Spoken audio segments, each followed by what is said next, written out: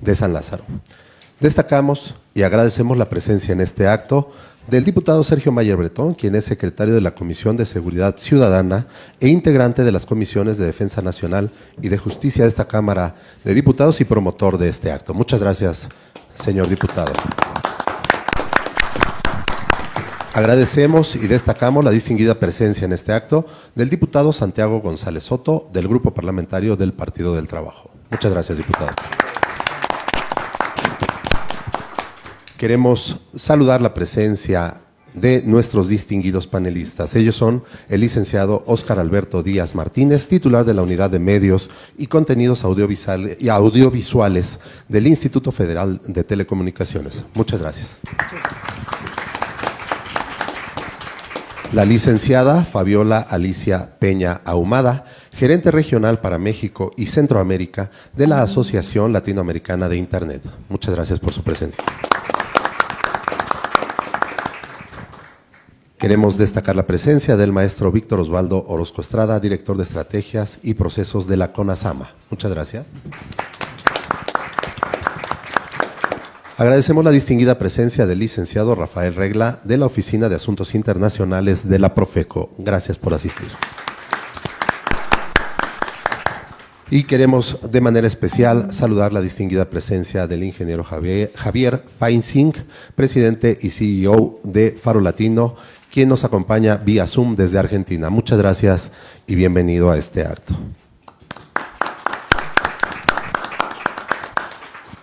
Para dirigir un mensaje de bienvenida y llevar a cabo la inauguración de esta primera mesa de Parlamento Abierto, cedo con mucho gusto el uso de la palabra al diputado Sergio Mayer Bretón. Por favor, señor diputado.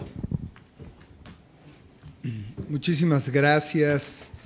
Es un gusto saludarles, un gran honor. Saludo a nuestros amigos del canal del Congreso, a algunos medios de comunicación que nos hacen el honor de acompañarnos el día de hoy. Y por supuesto saludo con mucho aprecio la asistencia a este importante espacio a mi compañero diputado Santiago González Soto del Grupo Parlamentario del PT, gracias. Siempre acompañándome en los temas coyunturales y apoyando. Muchísimas gracias, compañero. Al contrario, gracias.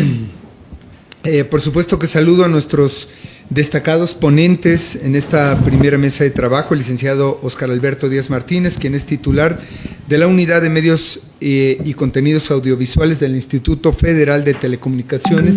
Muchas gracias. Un gusto.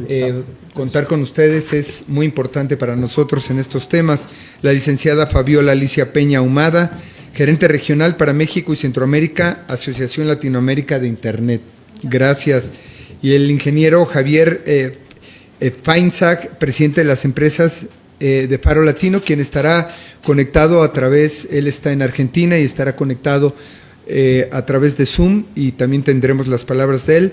El maestro Luis Antonio Guacuja Acevedo, consultor y especialista en temas de la Unión Europea, y por supuesto el maestro Osvaldo Orozco Estrada, director de Estrategias de Procesos de la Comisión Nacional para la Salud Mental y las Asociaciones y las Adicciones, y el licenciado Rafael Regla, jefe del Departamento de Asuntos Internacionales de la Profeco. Bienvenidos a todos y a cada uno de ustedes. Gracias. Como se habrán dado cuenta, pues tenemos invitados y ponentes realmente importantes a esta mesa de trabajo para darle legitimidad y valor a justamente la importancia que tiene este tema. Asimismo, quiero agradecer la presencia de los medios de comunicación, aliados invaluables siempre en este tipo de proyectos. Sean ustedes bienvenidos a este ejercicio de Parlamento Abierto, que tiene como objetivo justamente examinar y reflexionar sobre el impacto de las nuevas tecnologías en las dinámicas sociales, económicas, educativas, comunicativas y políticas de nuestro país, analizando tanto las oportunidades como los desafíos que surgen de su implementación, con énfasis en la interacción de la población en las plataformas digitales y redes sociales, la aparición de los influencers y las aplicaciones éticas jurídicas de estas transformaciones. Como lo dijo justamente, quiero iniciar esta intervención con algunas palabras del gran filósofo, activista político del siglo XX y XXI, Noam Chomsky, quien dice que existe una élite que controla la información y en lugar de ser meros transmisores de información objetiva, funcionan como herramientas de control y manipulación de las masas. Y este tipo de control tiene un impacto profundo en la percepción de la realidad y la manipulación de las decisiones de estas masas. Esta manipulación se hace mediante la selección de temas, el enfoque de las noticias y la repetición de ciertas narrativas de acuerdo a sus intereses personales y basados, por supuesto, en la falta de objetividad en la información.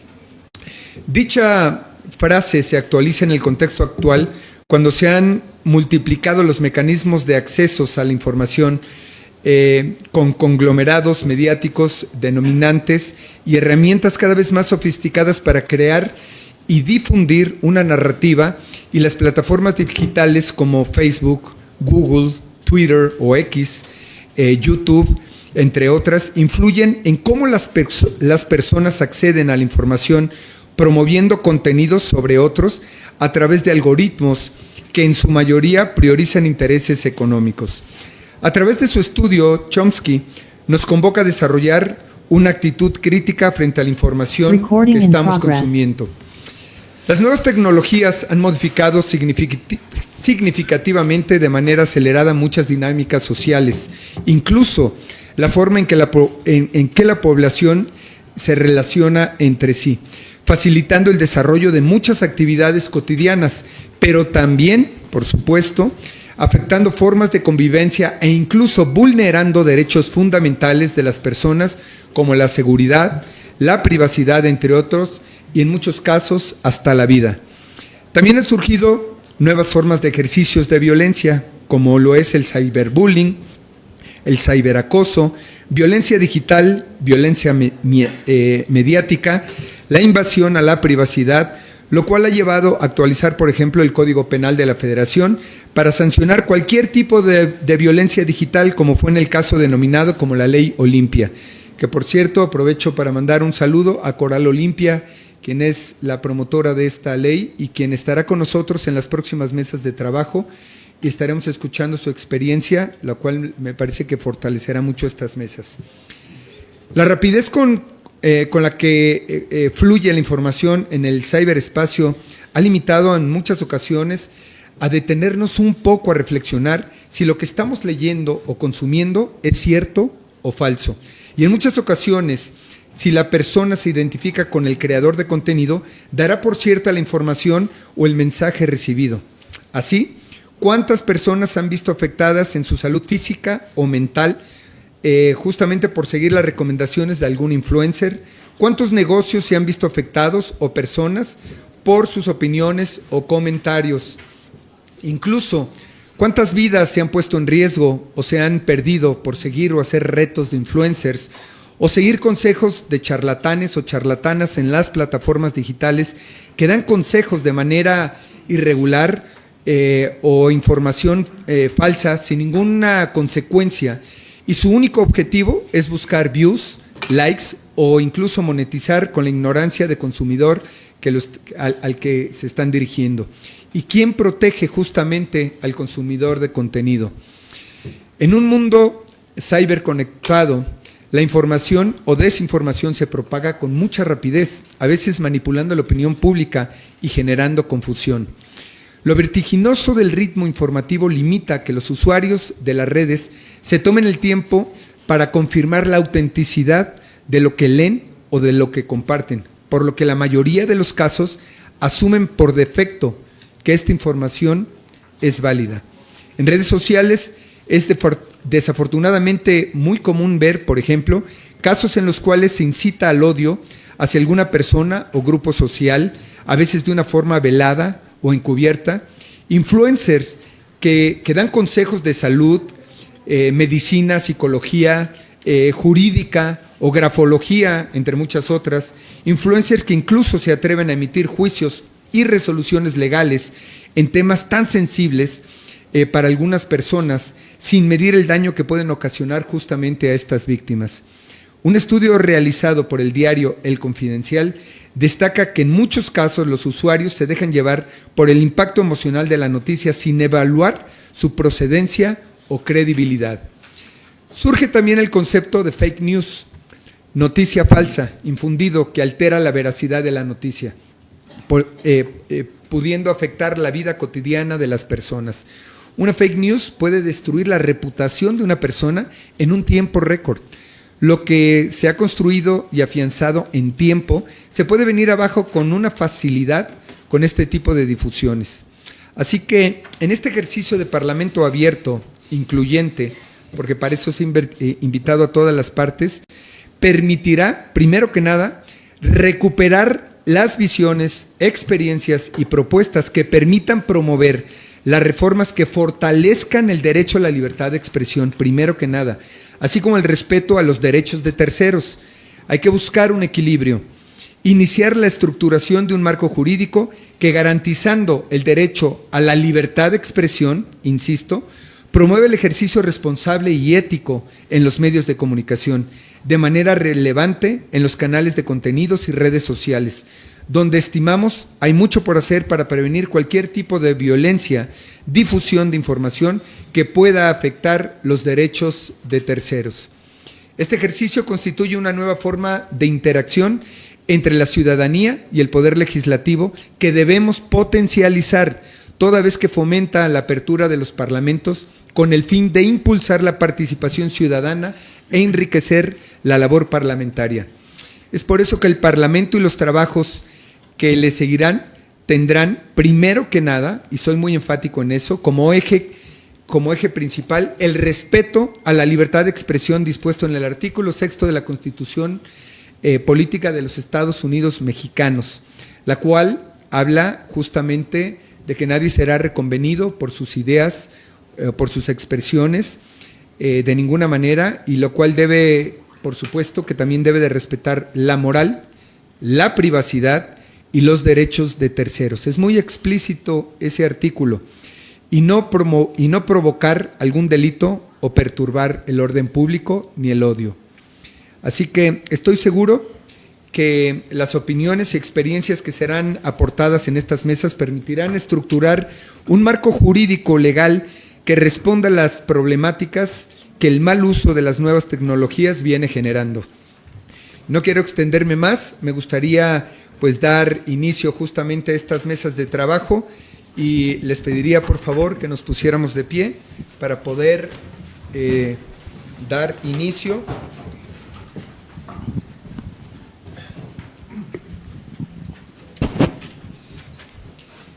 Siendo las 11:20 del día 6 de marzo del 2025, ¿sí es 2025?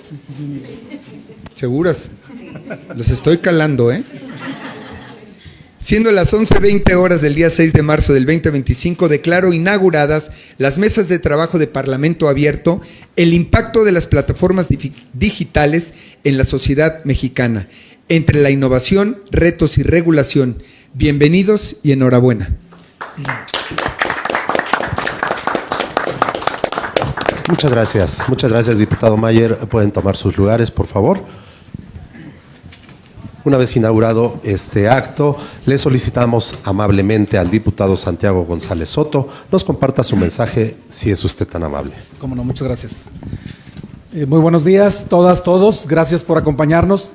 Mi agradecimiento muy personal a nuestro amigo Sergio Mayer por la invitación a este Parlamento Abierto, en donde la participación a toda la sociedad pues es justamente eso, abierta, a que todos encontremos la manera que sea más armoniosa para que entre lo virtual y lo real exista una convivencia más sana.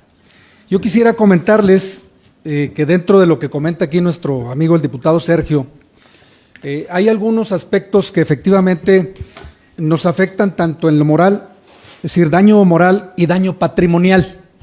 Y cuando eso ocurre es porque efectivamente no hay una regulación en el uso de las redes sociales, y que yo quisiera ponerlo con un ejemplo muy sencillo. Cuando se habla acerca de la clasificación para los contenidos, por ejemplo en televisión o en cine, pues siempre hablamos de la clasificación A, apto para todo público, cosa que no existe en las redes sociales.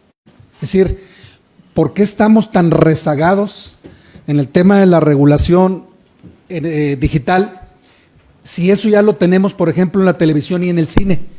Y quiero decirles que no es la única clasificación. B, adolescentes y adultos, B15, apto para mayores de 15 años, C, apto para mayores de 18 años, D, contenido extremo. ¿En qué momento observamos eso en las redes sociales? Es decir, prácticamente ninguna plataforma pone restricciones al uso de sus contenidos y que nuestros hijos, sean de la edad que sean niños o sean adolescentes, pues están expuestos a contenidos que están ahora sí que muy lejos, bastante, no solo de su imaginación, sino de su forma de poder entender lo que los contenidos nos ofrecen. Entonces, esa es la primera parte, es decir, el tema de por qué, incluso aquí, qué bueno que nos acompaña el amigo licenciado Óscar Alberto Díaz del Instituto de Telecomunicaciones, porque justamente en la regulación que ya existe, en nuestras leyes que tienen que ver con las telecomunicaciones, pues qué bueno que hoy compartimos esta mesa para poder de alguna manera no solamente expresar, sino ir teniendo propuestas y que estas propuestas en su momento puedan convertirse en alguna regulación. Esa es la primera parte. La segunda parte tiene que ver justamente con aquello en el que nos hemos visto, como dije hace un momento, muy expuestos. Y yo quiero aquí agregar algo muy importante. Las redes sociales son a nivel mundial. Es decir, lo que hoy hacemos desde aquí, desde la Ciudad de México o desde Monterrey o desde cualquier otra parte, Singapur, es algo que repercute absolutamente en todo el globo terráqueo. ¿Estamos de acuerdo? Pero, ¿qué ocurre? Que las leyes de cada país, de cada región, varían y que entonces significa que el entorno legal está sumamente fragmentado. Porque lo que aquí nosotros regulamos, pues es muy diferente en Estados Unidos o en los países de Europa o en los países asiáticos, y esa fragmentación a los gobiernos, a las instituciones, a la familia nos hace muy vulnerables, porque no podemos contrarrestar o sancionar aquellas cosas que ya operan a nivel global a través de las redes sociales. Esa es la primera parte. Las infracciones se cometen en un país, pero el infractor ¿dónde está? Está en otro país. Y eso es una situación que efectivamente no la tenemos regulada. Decía efectivamente algunos escritores importantes como Byung-Chul Han, que es un filósofo coreano de Corea del Sur, él escribe un libro que se llama Infocracia, y además hace una acotación en donde dice que la infocracia hace que la democracia entre en crisis, porque ya no es lo que el pueblo elige, sino lo que a través de las redes o a través de los medios de comunicación nos están influyendo para que en los países podamos elegir de una manera, va a decir, sin que la persona tenga la capacidad o el conocimiento. Nosotros elegimos gobernantes que muchas de las ocasiones no responden a las necesidades de la sociedad. Y la infocracia es justamente el poder de la influencia que tienen los medios en la sociedad.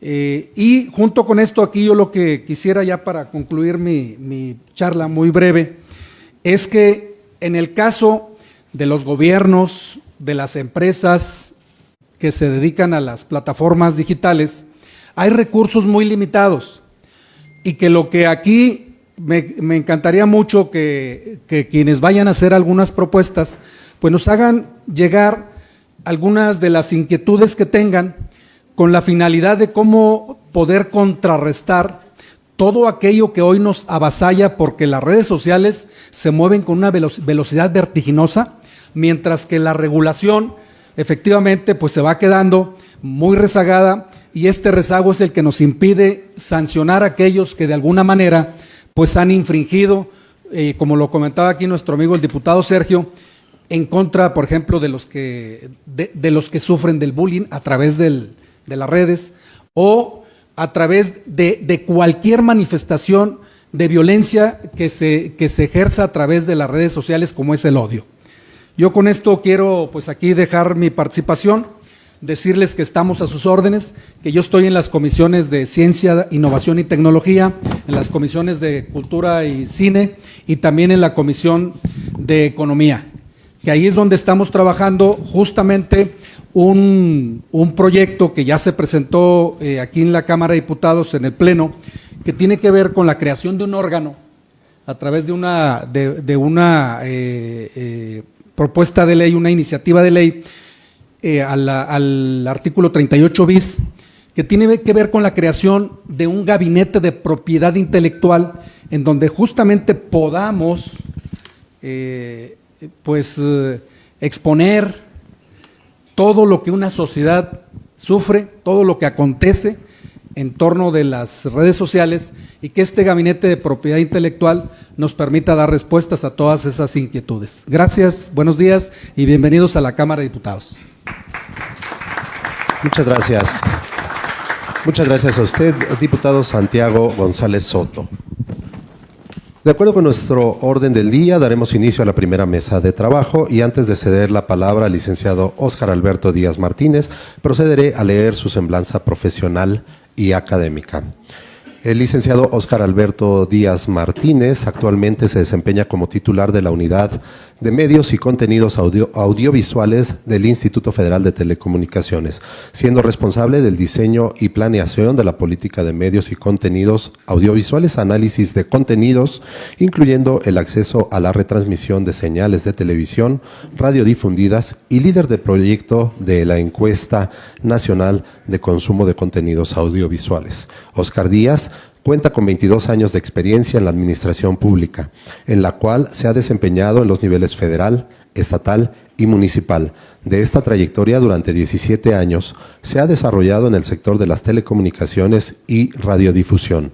Se destaca su participación en proyectos como el primer cambio de frecuencias de AM a FM, la integración de la resolución de la declaración del agente económico preponderante en radiodifusión, el proceso de la transición de la televisión digital terrestre de México. Desarrolló la propuesta de política regulatoria de acceso a la multiprogramación y el análisis de coberturas para la integración de cadenas nacionales de televisión para la transmisión de contenidos escolares, es el programa Aprende en Casa. En la extinta Comisión Federal de Telecomunicaciones fungió como director de verificación y consulta jurídica de la Unidad de Sistemas de Radio y Televisión y fue director general adjunto de trámites y servicios de la misma unidad. Colaboró en el organismo promotor de inversiones en telecomunicaciones de la Secretaría de Comunicaciones y Transportes, como titular de la Unidad de Estrategia Jurídica y Regulatoria. Por favor, licenciado Díaz Martínez, tiene usted el uso de la palabra. Muchísimas gracias.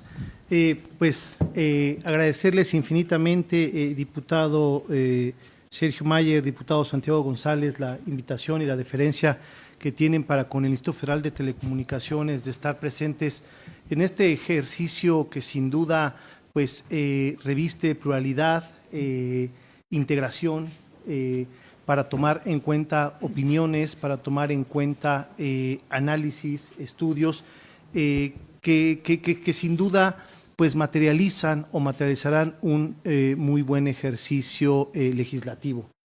Muchísimas gracias. En nombre del comisionado presidente del FT, del maestro Javier Juárez, también les hacemos extensiva este agradecimiento. Un saludo muy cordial a quienes nos acompañan en la mesa. Muchísimas gracias.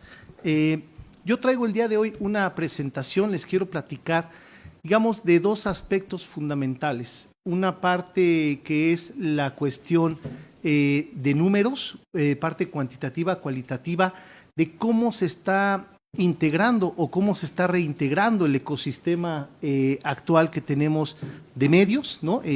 Estamos pasando de un ecosistema en el cual únicamente estaban presentes medios tradicionales y hoy en día en este ecosistema convergen muchísimos otros medios a partir de la irrupción y también afortunadamente de una cada vez mayor conectividad a Internet y el acceso de los hogares a esta tecnología, lo cual es muy importante, pero también conlleva estos riesgos y conlleva estas situaciones a las que se ha hecho referencia. Entonces, como IFT, lo que quiero hoy traerles es esta parte de números, cómo estamos, en dónde estamos parados en términos de la integración del ecosistema de medios, y una segunda parte que es desafíos de una regulación. ¿Qué hacer? ¿Hacia dónde vamos? ¿Qué nos dicen estos números? ¿Qué nos dice todo esto que hoy estamos viviendo? ¿Hacia dónde tenemos que transitar? Si vamos a regular o no a regular, ¿qué esquemas de regulación vamos a optar? Si vamos a trasladar esquemas de regulación que hoy están presentes en los medios tradicionales y simplemente los vamos a llevar al Internet, o tenemos que hacer un análisis muy puntual de la situación en la que nos encontramos. Entonces, me permito comenzar la siguiente lámina, por favor. Muchas gracias. ¿Cómo estamos en términos de integración de los niveles de audiencia? Me parece que es muy importante entender estas cuestiones para saber, déjenme ponerlo en palabras cotidianas, cómo se integra el pastel del consumo audiovisual. Fíjense ustedes cómo venimos evolucionando. Esto es con datos de Nielsen y BOPE, un licenciamiento de esta información que tenemos en el Instituto Federal de Telecomunicaciones, con muchos otros medios de comunicación. El tema de rating, estábamos en promedios de rating de 2.81 puntos de rating en el consumo de estos medios. Hacia 2024 estamos en un 5.98 de rating de consumo. El tiempo de permanencia que nos habla pues del hábito de cómo estamos en los medios de comunicación, cuánto tiempo pasamos en ellos, 1 hora 42 minutos de tiempo de permanencia para posicionarnos al primer semestre, esta información con corte al primer semestre de 2024, 2 horas con 55 minutos. Y luego vean esta gráfica muy interesante, cómo estamos en el share, que es los niveles de participación de audiencia en los distintos medios. Cuando encendemos el televisor, ¿qué hacemos en el televisor? Si estamos consumiendo televisión restringida, si estamos consumiendo televisión abierta, o si estamos consumiendo este concepto de otros dispositivos y señales en los cuales está el acceso y el consumo de Internet. Veníamos de un 52% de televisión abierta contra un 18.99% de las personas que estaban en plataformas digitales o en Internet. Y hacia el año 2024, televisión abierta 40%, otras señales y dispositivos 38%, lo que nos habla de cómo se vienen integrando los consumos, ya no solamente de medios tradicionales como TV abierto o TV restringida, sino también hacia los contenidos que están ofertados a través de Internet. Pero cuando hacemos este mismo zoom, en el caso de niñas y los niños, que va de los 4 a los 12 años estas mediciones, un rating de 3.50 puntos en el año 2018 para pasar a un rating de 6.77, ahí está, 5.98, perdón, tiempo de permanencia, la siguiente, por favor, la siguiente. Ahí estamos, gracias. Tiempo de permanencia de 1 hora con 57 a 3 horas con 11 minutos. ¿Y cómo se divide este pie del consumo? 47% televisión, 23% otros dispositivos y señales para el 2018, y vean 6 años después, 29.55 televisión abierta, 46% otras señales y dispositivos. O sea, niñas y niños no es que no consuman televisión abierta, pero ya pasan un consumo o un tiempo importante en los consumos a través de Internet. La siguiente, por favor. ¿Cómo estamos en la penetración de Internet? En el caso de Internet fijo, ¿no? 72 de cada 100 hogares tienen acceso a Internet. Seguramente ahorita también nos platicarán de eso los expertos también del Internet. Cómo viene siendo impulsado el consumo audiovisual a través de Internet en la medida en la que la conectividad a Internet se viene dando con un crecimiento acelerado. Y en el caso de móvil tenemos a 98, este no está medio en hogares sino en personas, 98 de cada 100 personas cuentan con una conectividad de Internet a través de un dispositivo móvil, de 71 a 98 y de 53 a 94. ¿Cómo estamos en el tema de Internet y redes sociales? Con datos de la Encuesta Nacional de Consumo de Contenidos Audiovisuales. Primero es la capa del uso de Internet. Primero es qué personas de este ejercicio que son encuestadas, son entrevistas cara a cara, es un ejercicio que realizamos desde el año 2015, Ya llevamos 9 años haciendo esta encuesta que nos permite una radiografía de cómo se está moviendo el ecosistema. En el uso de Internet, ¿usas Internet sí o no? En el 2018 el 64% de los encuestados nos decían que usaban Internet. Ahora en el 2024, este ejercicio que cerró a diciembre del 2024, 83% de las personas dicen usar Internet.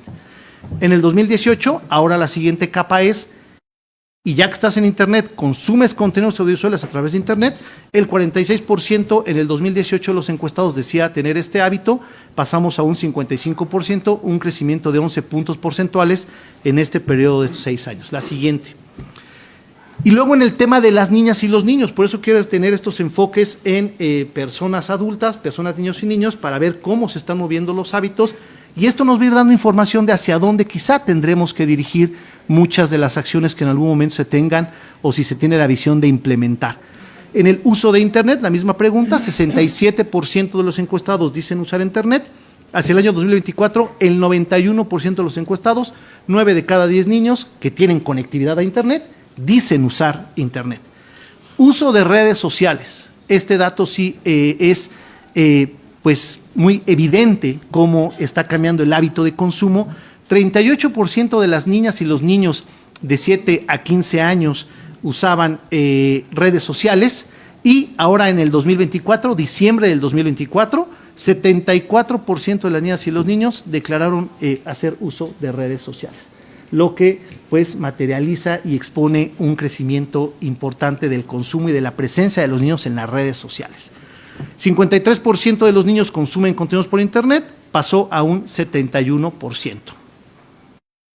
Por eso creo que es muy importante esta capa para empezar a entender el fenómeno a partir de datos, empezarlo a entender a partir también de evidencia tanto cuantitativa como cualitativa. ¿Cómo estamos en el tema de plataformas OTT en México? Estas plataformas pues que nos ofrecen video, como hemos podido advertir, pues el mercado se está componiendo prácticamente en 2 negocios de plataformas de OTT, el sistema de suscripción y el sistema gratuito. Y el sistema de suscripción empieza a tener ahí un híbrido, que es esta suscripción con, como el término en inglés, con advertising, con publicidad inserta, que regresa a un modelo parecido al de la televisión, pero ese es también otro tema de análisis particular. ¿Cómo estamos en la oferta de plataformas? ¿Qué hay disponible en el mercado? 106 plataformas al año 2024, y aquí vean los números de que nos habla de la oferta, qué tanto hay disponible, y en tanto también crece la oferta, pues del lado de la demanda está encontrando también un aceleramiento. En el 2018, 23.258 películas en estas plataformas, series y eventos 6.274 títulos. 2024, la oferta de películas, 141.403 películas. Series y eventos, 33.341, crecimientos entre el 400 y 500% en la oferta de contenidos audiovisuales a través de plataformas OTTs, entre las cuales están, ahorita vemos la siguiente lámina, qué tipo de plataformas. En estas que les decía de suscripción, en el 2024, de acuerdo con la ENCA, el 48% de las personas señala consumir o tener una suscripción y consumir contenidos audiovisuales a través de esta forma de consumo audiovisual. Y en para el 2024, para las plataformas gratuitas o redes sociales, entre las cuales están YouTube, TikTok, Instagram, en donde se están empezando a dar otros fenómenos de consumo audiovisual, pero además no solamente eso, otro tipo de ofertas de tipos de contenidos audiovisuales que están revolucionando y cambiando la forma en la que sabíamos o consumíamos contenido audiovisual. En el 2024, 74% de las personas señala hacer consumo o uso de estas plataformas. ¿Y qué nos encontramos como nuevo, como disruptivo en estas plataformas? Y de lo que se ha platicado, pues influencers, aquí tomamos esta definición, pues son sin duda personas que dominan las estrategias de autopresentación, cómo se presentan ellos en las redes sociales, establecen una identidad única, pero una característica fundamental e importante: reúnen a un número sustancial de seguidores. ¿Y qué pasa con estos seguidores? ¿Qué pasa con nosotros las personas seguidores? Pues nos sentimos, por algunos elementos de identidad, atraídos por una imagen personal de marca que cada uno de ellos maneja, en función de temática, en función de presentación, en función de intereses, en función incluso de contenidos dirigidos a distintos grupos etarios, ¿no? Está el influencer que se dedica a los niños, a los adultos y que tienen características, pero que la común es esta identidad que tenemos quienes nos conectamos a Internet para contra los influencers. Según datos de Statista, pues para tratar de hacer una clasificación y orientar un poco y el más o menos conocer cómo se miden los influencers en términos de seguidores, que es al final del día los seguidores y los likes, pues lo que da crecimiento. En México en 2023, en Instagram contábamos con 439,000 nanoinfluencers, que son aquellos influencers que tienen entre 1,000 y 10,000 seguidores. 439,000 personas, nanoinfluencers, generando contenido y teniendo presencia en las redes. 37,000 microinfluencers, que son aquellos, según esta clasificación, que tienen entre 10,000 y 100,000 seguidores. 4,000 nanoinfluencers, que son aquellos que tienen entre 100,000 y 1,000,000 de seguidores, y 349 megainfluencers, claro, evidentemente el número es menor, pero vean el nivel exponencial que tienen de presencia, que son quienes tienen más de 1,000,000 de seguidores en Instagram. Y luego viene la parte cualitativa. También hemos desarrollado estudios, no nada más para saber cómo están los números, sino también saber qué nos dicen las audiencias, tener este acercamiento, escuchar de viva voz de las propias audiencias, qué te dicen. Tenemos estudios que se hacen a partir de distintos enfoques o metodologías de recolección de información, como entrevistas cara a cara, grupos focales, entrevistas en hogares. Este estudio que hicimos, pues, ¿qué nos dice? Por supuesto que el Internet, si bien es un elemento importantísimo de acompañamiento, aprendizaje y convivencia, y que además es un habilitador para el ejercicio de derechos fundamentales, eso no se pone en duda, por supuesto es importante. Bueno, pues también hay estas cuestiones, estos retos que están en el Internet, como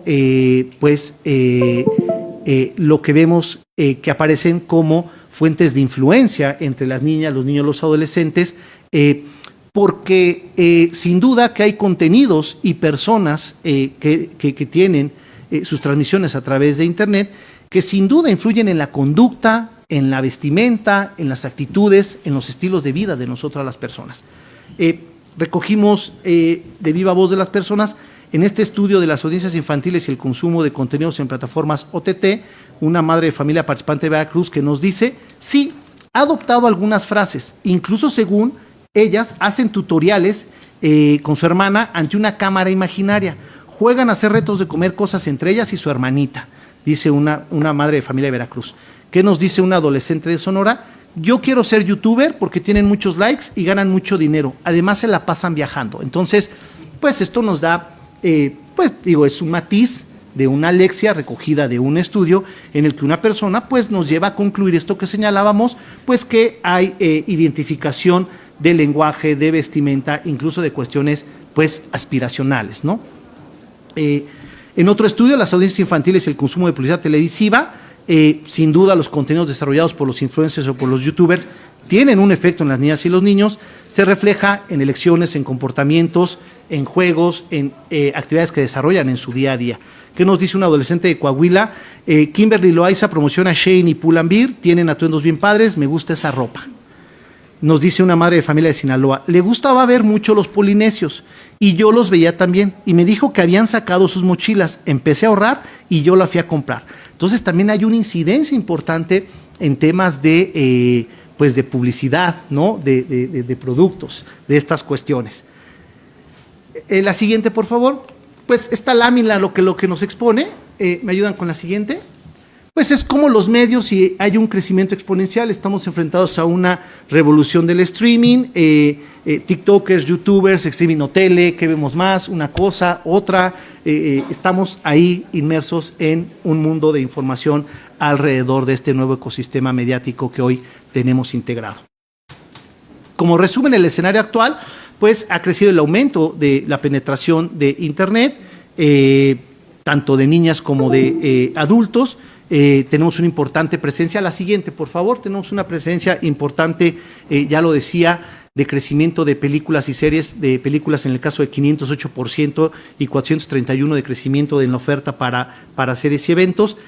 Y hasta aquí con esta parte de información cuantitativa, cualitativa, un poquito para perdón el uso de la expresión coloquial, de abrir boca para saber en dónde estamos parados y un poquito de data acerca de los retos y de esta nueva composición del ecosistema de medios que hoy en día es una realidad. La siguiente, por favor. Viene esta parte, los desafíos de la regulación. Más allá de, creo que estamos en este inicio de estos ejercicios muy importantes de diálogo, de apertura, que insisto, diputado Santiago, celebro mucho y qué bueno que los están organizando, de verdad. ¿Qué desafíos vienen en la regulación? Más allá de tomar una postura o de si hoy vamos a salir como conclusión de la mesa de si debemos regular o no debemos regular, me parece que lo primero, y ya lo apuntaba el diputado Sergio Mayer, es el marco jurídico. Hacer un análisis de las atribuciones que hoy se tienen en las autoridades regulatorias, cuáles son sus alcances. El día de hoy, como está la actual Ley Federal de Telecomunicaciones y Radiodifusión y el IFT, pues sus atribuciones se limitan a medios tradicionales. Tanto para el IFT como para la Secretaría de Gobernación, tienen un alcance de televisión abierta, radio y televisión restringida. Expresamente no se cuenta con atribuciones para la regulación o la incidencia en plataformas digitales. Y recordemos el principio fundamental de derecho para las autoridades, ¿no? Toda actuación de la autoridad tiene que encontrar un fundamento legal. No podemos regular quien sea que sea dotado de estas atribuciones, por el contexto en el que nos encontramos, quien sea que sea dotado de atribuciones de regulación, si hay una visión y una óptica de regular plataformas digitales, esa entidad pública tiene que estar dotada de atribuciones legales para tener alcance jurídico, para que los actos de intervención sean debidamente fundados y motivados. Otro aspecto que consideramos fundamental, pues las necesidades de las audiencias, escuchar a las audiencias, y lo digo también haciendo uso de expresiones coloquiales, pues no regular desde el conocimiento nomás del escritorio, ¿no? Hay que salir, hay que conocer, hay que escuchar a las audiencias, ¿qué necesidades tienen las audiencias? Tenemos que identificar necesidades de las audiencias infantiles, de las audiencias adultas.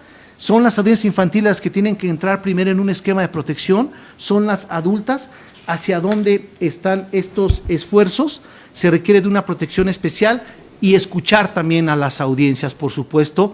Nosotros en la experiencia que hemos tenido para la emisión de regulaciones en el campo y en la materia de atribuciones que tenemos, pues hacemos estos procesos o tratamos de hacer mucho estos procesos de salir y escuchar y reuniones y encuentros como estos, sin duda. Mecanismos de regulación, analizar los distintos mecanismos y alcances de la regulación que atiendan a las circunstancias de la sociedad mexicana. Sí es importante el derecho comparado, sí es importante saber qué está haciendo Europa, qué ha funcionado y qué no ha funcionado de Europa. Europa sacó una directiva de regulación general regional que después cada uno de los países fue adoptando. No sé si va a estar con nosotros el especialista de la Unión Europea que nos pueda platicar de la transposición, de cómo están la actual transposición de la Directiva Europea de Regulación de los Servicios Audiovisuales. Pero creo que hay muchos aprendizajes. Hay cosas en la regulación que si le jalo un poquito de más como que no me funciona, si le pongo de menos me quedo corto. Entonces, esa calibración y aprender de esas experiencias también del derecho comparado, pero sin duda analizarlo a partir también de un contexto de entendimiento y de comportamiento de la sociedad mexicana. Sí sirve voltear a ver lo que están haciendo en otras latitudes, pero no podemos perder de vista nuestra identidad, nuestras prácticas, nuestra mexicanidad para estos fines. ¿Qué queremos regular? Redes sociales, plataformas, por segmentación, separado, contenidos, regulo el contenido o regulo a quién es el responsable de tomar ese contenido y transmitirlo. ¿Qué enfoque de regulación? En la experiencia mundial hay enfoques de autorregulación, corregulación y regulación. ¿Para qué? ¿Para qué sí me sirve la regulación? ¿Dónde sí le entro a lo mejor con corregulación? O definitivamente no le entro, O sea, no hay una postura, pero creo que lo que sí estamos obligados es analizar estos mecanismos de regulación, sin duda. ¿Cuál es el objeto pretendido de la regulación? ¿Qué quiero alcanzar? Deben ser analizados a la luz de las necesidades de las propias audiencias y es qué queremos proteger, en qué nos queremos centrar.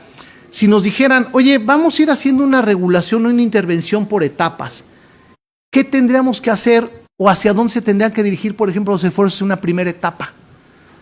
A protección de infancias, creo que a lo mejor por ahí podría ser un tema coyuntural y de importancia en los primeros momentos de intervención regulatoria, hacia dónde queremos ir, cómo le queremos entrar. Ya lo platicaba y hablaba el diputado Santiago de los sistemas de clasificación. Son sistemas de clasificación que funcionan, es un mecanismo que funciona para la televisión abierta, para el radio, para la televisión restringida. Vamos a copiar y vamos a trasladar exactamente los modelos regulatorios de intervención que hoy tenemos en los medios tradicionales a los medios digitales, o los medios digitales demandan unos enfoques muy particulares. Entonces, creo que este tema de mecanismos de la regulación es un tema importante analizar y sin duda, siguiendo también las directrices de gobernanza para los medios digitales que ha establecido la propia UNESCO, ha sido muy enfática en lo que hoy el diputado ha destacado, el diputado Mayer. Ser muy cuidadosos con el enfoque de moderación y no un enfoque de intervención o de prohibición absoluta. O sea, ojo, la línea es muy delgada entre la intervención de la regulación y el rompimiento de los límites de la libertad de expresión. Principios como la libertad de expresión tienen que tener prevalencia sobre cualquiera otros principios. Y ahí es donde están los retos, no es un tema fácil. O sea, ¿dónde está esa línea? ¿A dónde los señores diputados, si un día le entran a esta regulación que vendrá en camino, o estas visiones es, con la opinión de, por supuesto, los especialistas, ¿a dónde está esa línea? No ser muy cuidadosos de estos principios. Creo que una muy buena referencia, y creo que es una lectura obligada a los que estamos entrando en este camino de análisis, las directrices de gobernanza para las plataformas digitales emitidas por la UNESCO para estos temas. Conocimiento del ecosistema mediático, ya lo veíamos, fundamental el conocer información, tener estudios, contrastar, tener diagnósticos actualizados, cómo está la oferta y la demanda del ecosistema que están integrando los medios, conocer las distintas plataformas. Debemos empezar a identificar si estamos ante un fenómeno de consumos diferenciados, de consumos alternativos. Y ojo con el mensaje, a mí me llama la atención cuando las personas dicen, ya nadie ve contenidos por radio y televisión, ya nada más ahora ven mucho contenidos por internet. Ojo, hay grupos etarios, hay niveles económicos, pero en todos los niveles económicos lo que estamos viendo es que se consumen todos los medios. No significa que las personas que ahora tienen una conectividad de internet y que también consumen contenidos audiovisuales a través de internet hayan ya abandonado el consumo de contenido audiovisual a través de la radio y la televisión. Y veamos, simplemente para ver esta realidad, hagamos un ejercicio de introspección de nuestro propio consumo audiovisual. En la mañana a lo mejor un rato la radio o la tele, ¿no?, abierta. Luego en el trabajo pues hacemos una pausa y por qué no, pues un ratito el Twitter, a ver, actualizarnos, a ver qué se dice. Un rato en el internet también para trabajar. Por la tarde noche, si llegamos a la casa, a lo mejor algo de noticias o a lo mejor ya descansamos. Y el fin de semana, pues si tienes conectividad a internet, pues una serie, ¿no?, una OTT. Hogares que no tienen conectividad, que también es una realidad de este país. Ojo, hay que entender los distintos contextos, hay muchos Méxicos, o sea, y lo digo siempre en una forma incluso un poco peyorativa, México no es Polanco, ¿no? O sea, México no todo el mundo tiene conectividad a internet y hay distintas realidades y hay personas para quienes su única fuente de entretenimiento y de consumo audiovisual sigue siendo la televisión abierta. Y entonces en la noche, pues la película que nos ofrecen los canales de televisión abierta, los programas que nos ofrecen la televisión abierta. Entonces, entender cómo se está integrando este nuevo ecosistema de medios y cómo se están moviendo los hábitos de consumo audiovisual. Entonces, no nos vayamos con la idea de que en la proporción en la que crece el internet, es en la proporción en que las personas están abandonando la radio y la televisión. Lo que estamos viendo es que estamos diversificando nuestro consumo audiovisual y le estamos entrando a un poquito de todo, perdónenme la expresión, y así es creo que como nos estamos comportando, y entonces, pero vienen otros fenómenos también en el ecosistema. No solamente estamos los que consumimos audiovisual, ahora viene este nuevo concepto de los prosumidores, que son aquellos que no solamente consumen contenido, sino ahora son generadores de contenido audiovisual. Entonces yo nada más estoy del lado del consumo, también estoy del lado de la generación de contenido audiovisual, y este fenómeno de los prosumidores, pues están ahí los influencers que generan contenido audiovisual de distintas maneras. Y como punto final, pues el diálogo entre actores es fundamental. De ahí el que celebramos ejercicios como este, importante escuchar a las partes involucradas. Algo muy importante que creo que debemos hacer y a veces de repente nos ha costado un poquito de trabajo, por ejemplo, cuando nosotros hemos querido tratar de hacer los ejercicios, también escuchar a las plataformas, también escuchar su experiencia, ¿no? Muchas veces en la parte, por ejemplo, técnica, pues tú puedes pretender regular algo y cuando vas y escuchas al concesionario, en este caso, por ejemplo, de radio y de televisión en el campo de atribuciones del FT, pues te dice, oye, es que técnicamente eso no se puede, eso es complicado. Oye, platícame cómo trabaja tu sistema de inserción para un sistema de clasificación.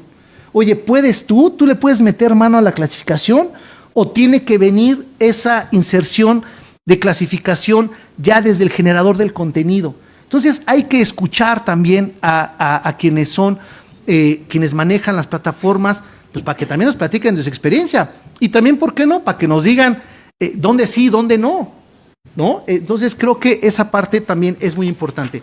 Y como punto final, un concepto que estaremos escuchando o que ya escuchamos en los siguientes días, hay dos grandes conceptos en este nuevo ecosistema de medios: la alfabetización digital y la alfabetización mediática informacional. La primera, este conjunto de herramientas que nos van a enseñar a manejar el Internet, a navegar, a los adultos mayores a ahora manejar un teléfono inteligente, a saber estar en la convivencia con las tecnologías. Y el otro es la alfabetización mediática informacional. Y no es un concepto nuevo, no es un concepto que hoy traigamos a colación porque se nos ocurrió. La UNESCO ha trabajado mucho sobre esto y es este conjunto de herramientas, de conocimientos, de recursos que a nosotros los consumidores, a las audiencias, pues nos van a ayudar a hacer un análisis mejor de los contenidos, qué consumo, por qué lo consumo. Son estas herramientas que nos van a permitir hacer un análisis crítico de los contenidos audiovisuales, y no para definir si es mejor un contenido uno que otro, sino para tener esta capacidad, y lo dijo el diputado Santiago, esta capacidad de discernimiento, ¿no? ¿Qué quiere el medio de comunicación? ¿Hacia dónde va? Entonces, muy importante generar una política transversal, porque toca a todos los medios, involucra incluso a Secretaría de Educación y a muchos otros, una política transversal de alfabetización mediática informacional, como lo está haciendo Brasil, por ejemplo, que tiene una política muy importante de alfabetización mediática. Y con esto concluyo. Muchísimas gracias. Muchas gracias. Muchas gracias al licenciado Óscar Alberto Díaz Martínez, titular de la Unidad de Medios y Contenidos Audiovisuales del Instituto Federal de Telecomunicaciones. Tiene la palabra el diputado Sergio Mayer. Por favor, diputado. Imagínense nada más, este es el primer ponente de estas mesas de trabajo. La información que acabamos de recibir realmente es impresionante y viene justamente del Instituto Federal de Telecomunicaciones. Muchas gracias al licenciado Óscar Alberto Díaz por toda esta numeralia, y creo que eso justamente nos hace entrar en conciencia de lo que estamos haciendo. Y lo digo abiertamente, muchos de los legisladores les da miedo agarrar el toro por los cuernos porque saben que es un tema complicado y que vas en contra de justamente estos creadores de contenido, que no es ir en contra, sino es trabajar de la mano. Y antes de continuar, a mí me gustaría pues aprovechar, dar la bienvenida a las estudiantes de la Facultad de Derecho de la UNAM, que también nos acompañan el día de hoy. Muchas gracias por estar aquí. Doy también la bienvenida a Isis Cejabarca, quien es una experta en temas de contenidos en las plataformas digitales. Bienvenida. Y también está ya con nosotros el maestro Luis Antonio Guacuja Acevedo, quien es el consultor y especialista en temas de la Unión Europea, con quien vamos a revisar el tema del derecho comparado. Muchísimas gracias por acompañarnos. Y antes de continuar, qué bueno que hizo mucho énfasis en ese tema. Sabemos que no va a ser fácil entrarle a este tema, pero tarde o temprano se tiene que empezar. Cuando empezamos a promover y hablar justamente de este tema, nos decían que las plataformas son internacionales y que ellos se manejan, cada una de ellas tiene su reglamentación, por así decirlo, y que era pues un poco complicado el poder regular los contenidos o los creadores de contenido. Yo hacía una analogía. Imagínense que de repente llega una persona que trae un auto europeo y que corre a 200 kilómetros por hora. Y luego llega otro que dice, pues yo traigo un auto americano que corre igual a 180 kilómetros por hora, otro trae diferentes tecnologías y los traen a México, los importan a México. Y de repente los vemos corriendo por las calles sin ninguna regulación. Llega un momento en que la autoridad tiene que decir, a ver, momento, voy a hacer esta analogía para que quede claro que se tiene que regular de alguna manera. Imagínense en las calles, aunque tengas un auto que corre a 200 kilómetros por hora, pues tú le dices, llega la autoridad y dice, pues tu auto tendrá toda la tecnología, pero en esta calle no puedes correr arriba de 50. O sea, tenemos que respetar al peatón, tenemos que respetar la vía pública, ese es el concepto y ese es el tema, aunque para algunos la analogía de lo que les diga es lo mismo que está pasando. Y tenemos, por ejemplo, a los consumidores de alimentos. Hoy en día la COFEPRIS y Profeco están al pendiente de lo que tienen los contenidos. Hoy en día agarras una botella de un refresco y te dice alto contenido en sodio o alto contenido en azúcares, y ya de ti depende si lo consumes o no. Igual si haces publicidad falsa, te están regulando y te están diciendo que eso no está, y te están y también hago esta analogía. Las audiencias son consumidores, están consumiendo material que se produce en las plataformas. ¿Quién está al pendiente de esos consumidores? ¿Quién está al pendiente de esa cantidad de niños que día a día están metidos en las plataformas? Ya se regulan los alimentos y se dice el consumo de este producto puede ser nocivo para la salud. ¿Y quién nos dice que el consumo nos está haciendo un daño mental? Es por eso que también invitamos especialistas en temas de salud y mental, porque nos está haciendo daño. Cada día tenemos más niños con tendencias suicidas por la presión que tienen por el cyberbullying, porque no entienden lo que está pasando en las redes. ¿Quién protege a esas audiencias? No está regulado y cualquier persona tiene acceso. Es por eso que es importante que entendamos, porque se quiere desvirtuar estas mesas de trabajo diciendo que queremos regular y decir qué pueden y qué no pueden decir. Sin embargo, lo importante de esto es crear las conciencias del daño que se está haciendo si no están regulados. O sea, no sé, poniendo otro ejemplo, puede ser que si tú vas a consumir el contenido de algún youtuber, de repente aparezca un aviso, cuidado, el consumo en el contenido de esta información es falso o te puede generar. ¿Por qué? Porque ya se hizo, pero todo eso, para eso son estas mesas de trabajo. Tarde o temprano se tenían que implementar. No podemos estar viviendo en una sociedad donde cada quien haga lo que quiera, exprese lo que quiera. Estoy de acuerdo en que hay que respetar uno de los principios fundamentales de nuestros derechos, que es el derecho a la libertad de expresión, pero es muy clara la Constitución, dice, sino en el caso de... Ahí es donde tenemos que entrar y poner esa regulación, que haya una autorregulación, que haya una conciencia, porque ya cualquier persona, por el hecho de tener views, likes y monetización, genera contenido sin darse cuenta de lo que puede generar. No hay una ética, no hay principios, no hay moral, y mientras más, no hay que confundir libertad de expresión con libertad de agresión, porque nos damos cuenta que mientras más agreden y mientras más insultan, más views tienen y a la gente le gusta más eso. Entonces, tiene que haber, de alguna manera, quien tome el cuerno, el toro por los cuernos y empezar a trabajar en esto. Por eso la participación de ustedes, de los medios de comunicación que nos ayuden, de los expertos, para que le den legitimidad a esta mesa de trabajo, es importante. Yo les agradezco, les doy la bienvenida y gracias por estar aquí. Adelante. Muchas gracias a usted, diputado Sergio Mayer Bretón. A continuación, escucharemos la exposición de la licenciada Fabiola Alicia Peña Ahumada, cuya trayectoria profesional leeré a continuación. Fabiola Alicia Peña Ahumada es gerente para México y Centroamérica de la Asociación Latinoamericana de Internet, asociación que tiene entre sus miembros las empresas globales de Internet de mayor relevancia, con presencia en la región como Google, Meta, TikTok y X, entre muchas otras. Además, impulsa el diálogo entre el sector digital y los tomadores de decisión para la construcción de marcos regulatorios que fomenten la innovación y el desarrollo del ecosistema digital en la región. Fabiola cuenta con más de una década de experiencia en gobernanza de Internet, regulación de plataformas digitales y políticas públicas en temas de comercio digital, privacidad y derechos digitales.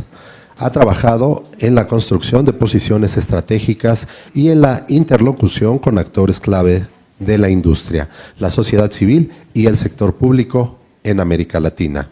Su enfoque se centra en equilibrar la evolución tecnológica con principios de responsabilidad y protección de los usuarios, promoviendo mecanismos de autorregulación, buenas prácticas y modelos de gobernanza que garanticen un ecosistema digital abierto, seguro y competitivo. Tiene la palabra la licenciada Fabiola Alicia Peña Ahumada. Por favor. Muchísimas gracias a los diputados Sergio, de verdad muy agradecidos por tener este espacio. No sé si me alcanzan a escuchar bien. A ver, ¿me escuchan? Está funcionando bien. ¿Me escuchan? ¿Estaba funcionando? Muy amable, maestro Víctor. Muchas gracias. Aquí ya me parece que con este está. Aquí tienes dos. Ahora ya el doble. Muchísimas gracias al diputado Sergio Mayer. Me parece extraordinario que se abran estos eventos, algo que se ve reflejado en el interés de la audiencia. Veo una muy nutrida y muy diversa audiencia. Muchas gracias también a ustedes por estar interesados en este tema que nos concierne a todos. Creo que por eso está el interés tan claro, porque es un tema que nos va a impactar en lo particular en la forma en la que creamos y consumimos contenidos. Si les parece bien, entonces, ¿podemos avanzar en la presentación? Muchísimas gracias. Les voy a hablar un poco, doy algunas clases, así que luego hablo como maestra. Deténganme, no hay problema, ustedes deténganme. Pero algo que se ha mencionado aquí, de hecho lo comentó el colega Oscar, es el tema de la comunicación digital y cómo ha evolucionado a este modelo reticular. Esto que él mencionaba como proconsumidores, ¿no? Somos productores y consumidores de contenido. Esto significa que la información fluye de manera descentralizada como una red, de la misma forma en la que yo por un momento pudiera estar siendo consumidora e influenciando a nuestro compañero, de la misma forma podría ser completamente a la inversa. Esto destruyó la forma o deconstruyó la forma y la evolucionó de cómo se consumía previamente a cómo se hace en la actualidad. Siguiente, por favor. Ustedes recordarán que antes era creo que nos adelantamos Ustedes recordarán cómo era anteriormente, ¿no? Los llamados medios masivos nos decían qué había sucedido y hasta cómo había que pensar o cómo había que diseccionar estos contenidos. Y actualmente todos tenemos una forma de comentar, de ser parte de la información y también de cuestionarlo, lo que antes no sucedía. Antes teníamos una visión de consumo pasivo y actualmente hoy podemos agarrar un micrófono, cuestionarlo, hablarlo y hasta a veces darle visibilidad a problemáticas que no son nacionales, que son locales, que son de importancia para un grupo muy específico, muy de nicho, y poder hacer de eso un tema visible. Siguiente, por favor. Esto ha generado un escenario bastante complejo, porque entre todo este contenido el reto se vuelve enorme. Tenemos actualmente en el contenido de 1 segundo, 4,000 millones de usuarios están compartiendo 1 millón de piezas de contenido. ¿Cuántos minutos hemos estado aquí? ¿Cuántos segundos lo integran? ¿Cuánto contenido se ha subido a Internet? ¿Por quién? Por nosotros mismos. Las principales plataformas tienen que atender esta problemática. De hecho, nada más como para decirles, los datos anteriores provienen de Meta, esos son los datos que ellos tienen a la fecha del nivel de contenido que se está generando y que se está subiendo por segundo. Es que a mí ese dato siempre me ha generado muchísimo ruido, ¿no? La inmediatez, pero también la gran carga de información que se está teniendo al alcance. Las principales plataformas nacieron con esta idea. La forma en la que se deconstruyó la información y el contenido viene de esta idea, de la posibilidad de que ahora todos podamos estar generando contenido, subiéndolo, descargándolo. Entonces, esta dinámica ha acompañado a las plataformas desde su inicio. Igual y no con esta cantidad de información, pero sí la ha venido acompañando desde que nacieron. Y esto ha hecho que hayan desarrollado mecanismos sólidos de moderación de contenido, combinando actualmente con nuevas tecnologías como la inteligencia artificial y con metodologías que han sucedido de toda la vida, revisión humana. Más de 15,000 revisores de todo el mundo revisan esta cantidad de información de la que hablábamos previamente, y estamos poniendo como ejemplo Meta, pero hay que sumarle todas las demás plataformas. Y revisan posibles infracciones, por ejemplo en Facebook e Instagram. Estos reciben capacitación exhaustiva para que estos puedan generar una opinión que no genere sesgo. Y suelen especializarse en ciertas regiones porque lo que pudiera ser ofensivo en algún espacio no necesariamente lo es en otro lugar. Contextualización, lo que nos comentaba también el diputado Sergio Mayer, que es como en las reglas del lugar lo que se contextualiza del lugar. Y suelen también especializarse en áreas normativas. Juntos revisan esta gran cantidad de información en más de 80 idiomas. Y de hecho, hay muchos esfuerzos que, por ejemplo, vienen de empresas de estas grandes plataformas para también incluir idiomas originarios. Entonces, hay una diversidad y una adaptabilidad que ha acompañado el crecimiento de estas plataformas, porque de otra forma pudiera no haber tenido esta evolución que se adapta al momento actual.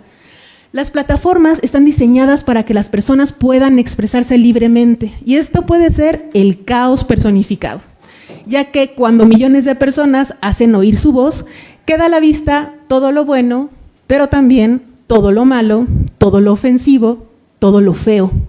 Pero eso es precisamente lo que se entiende por libertad de expresión. Siguiente, por favor. Algo que me parece muy importante destacar: más del 95% de las plataformas logran eliminar el 95% del contenido que pudiera ser considerado como ofensivo o como inadecuado. Nosotros tenemos alcance a un 5% de aquello que pudiera haberse traspasado. Ay, perdón. Gracias. ¿Podemos regresar tantito al anterior, por favor? Este contenido riesgoso, que sí se pasa, necesita también de un acompañamiento. Pensemos en lo que se ha comentado aquí respecto de niños, niñas y adolescentes. ¿Qué pasa con ese 5%? ¿Por qué no logramos detener ese 100%? ¿Qué pasa si este 5% llega a niños, niñas de 7 años? La realidad es que, y aquí voy a retomar lo que dijo el diputado, muchas gracias, porque en el tema de la clasificación de contenidos tendríamos que analizar que los contenidos de las plataformas todos deberían de ser clasificados como B13. ¿Por qué? Porque 13 es la edad mínima para que una persona pueda sumarse a una red, y no de manera libre. Este acceso debería de ser con el acompañamiento. Hay figuras de monitoreo paternal que permiten entonces que estos niñas y adolescentes tengan acceso a partir de los 13 años. Entonces sí hay una clasificación, de hecho una clasificación que más allá de ser informativa es restrictiva. No deberían de estar niños, niñas y adolescentes de menos de esa edad. Para esto es importante que nosotros reconozcamos en los padres, madres y tutores el nivel del acompañamiento que se tiene que tener en las redes, una labor que de hecho han hecho bastante bien en el Instituto Federal de Telecomunicaciones con sus acciones de alfabetización mediática.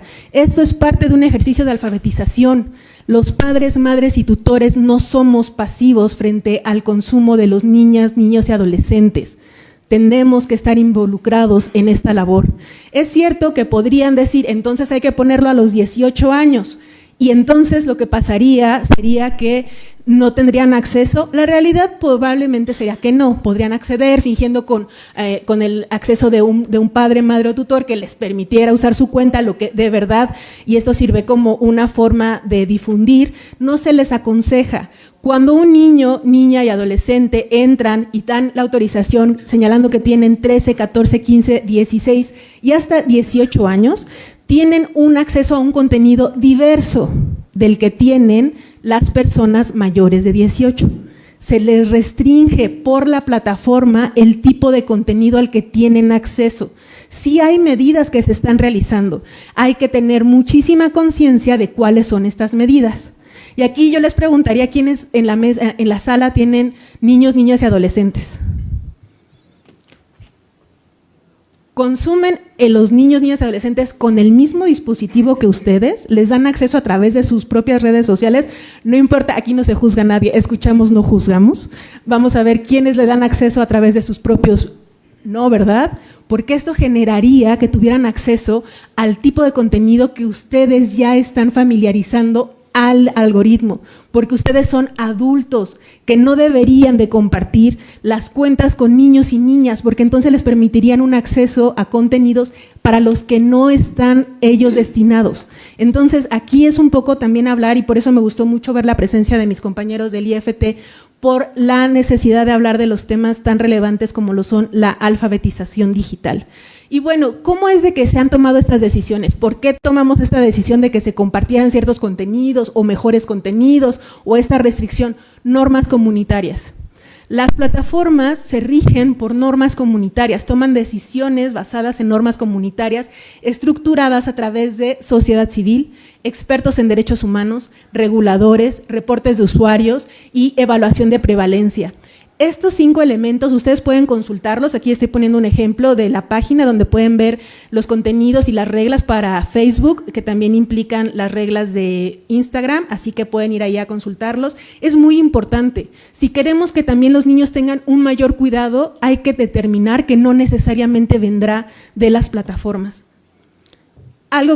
Y retomando un poco el tema de los contenidos y su clasificación, si ustedes se ponen a verlo, la clasificación de contenidos genera información, pero la decisión de no verlos se encuentra en la audiencia. Siguiente, por favor.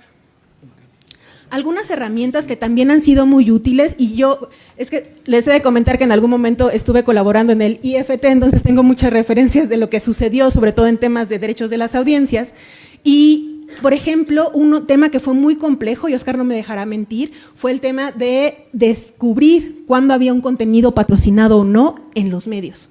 Y fue un tema muy complejo. Se hablaba acerca de colocar una pequeña distinción, se hablaba acerca de colocar hasta un sonido que distinguiera el contenido informativo del contenido publicitario. En las plataformas existe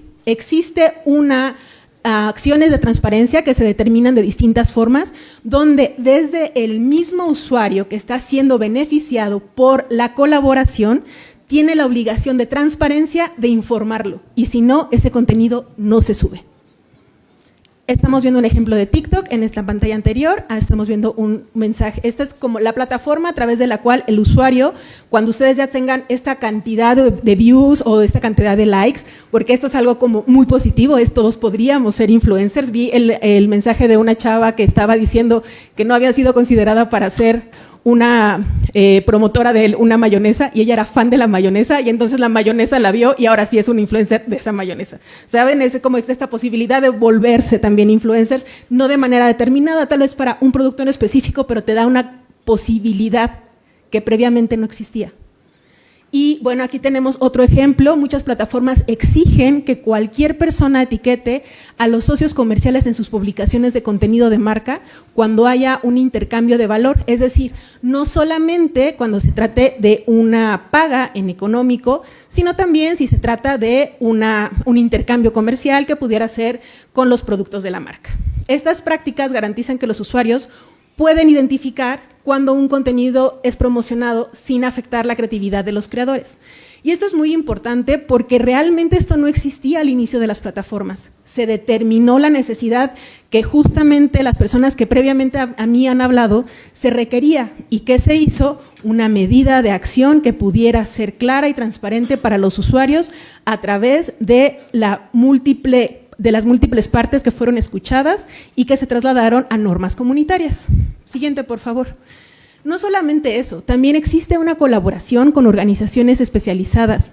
Existen guías sobre violencia de género, recursos de salud mental y líneas de ayuda en caso de que se detecten riesgos.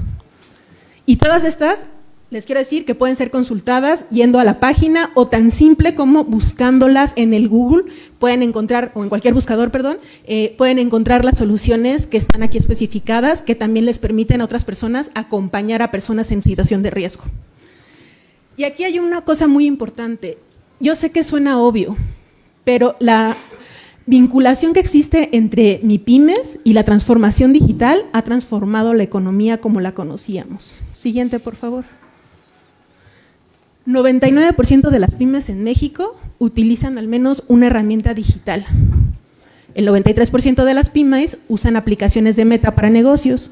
Y TikTok ha permitido que pequeñas marcas tengan alcance global sin necesidad de grandes inversiones en publicidad tradicional. Actualmente pueden encontrar aliados en otros creadores de contenido y generar el impulso necesario para pequeños negocios. Lo hemos visto, vemos cómo en cuestión, por ejemplo, de restaurantes, una buena reseña genera un impacto positivo. Y estas tienen que estar clasificadas como publicidad cuando se encuentra una vinculación económica o de traslado de bienes. Siguiente, por favor. El 66% de las pymes afirman que los anuncios digitales personalizados son más efectivos que la publicidad tradicional. 66% de las pymes que sostienen a este país y que generan el mayor nivel de transformación económica con estas acciones. El 66%, más de la mitad, consideran que los anuncios digitales son más efectivos que una publicidad tradicional y probablemente con un costo menor. Las plataformas permiten a estos pequeños negocios competir con grandes empresas y muchas veces al nivel. Hemos visto a pequeños empresarios o pequeños emprendedores generándole de verdad competencia a empresas grandes y haciéndolas mejorar calidad, mejorar contenido, mejorar costos, llegando a audiencias mucho más relevantes y más enfocadas. Siguiente, por favor. La privacidad y los anuncios personalizados no se encuentran peleados. No se trata de, por el bien de las pymes, sacrifiquemos la privacidad. Claro que no. De hecho, pueden coexistir y entre más evoluciona en ese tema, mejores resultados se tienen. No es un tema de una cosa u otra, y muchísimo menos cuando se trata de menores de edad, a los que, reitero, no están siendo targeteados cuando están en los contenidos. También las plataformas han implementado herramientas que dan control a los usuarios sobre sus datos. Por ejemplo, ahora, si ustedes, aquí dice plataformas, pero les voy a dar el ejemplo a través de Meta, si ustedes colocan actividad fuera de la plataforma, ustedes pueden ver con quién y para qué están compartiendo su información. Y de hecho, si no les gusta con quién y para qué lo están haciendo, también tienen la capacidad de autodeterminar con quién y para qué se comparte esa información. ¿Por qué estoy viendo eso? Explica por qué te encuentras en este scope de personas a las que les quieren hacer llegar este mensaje.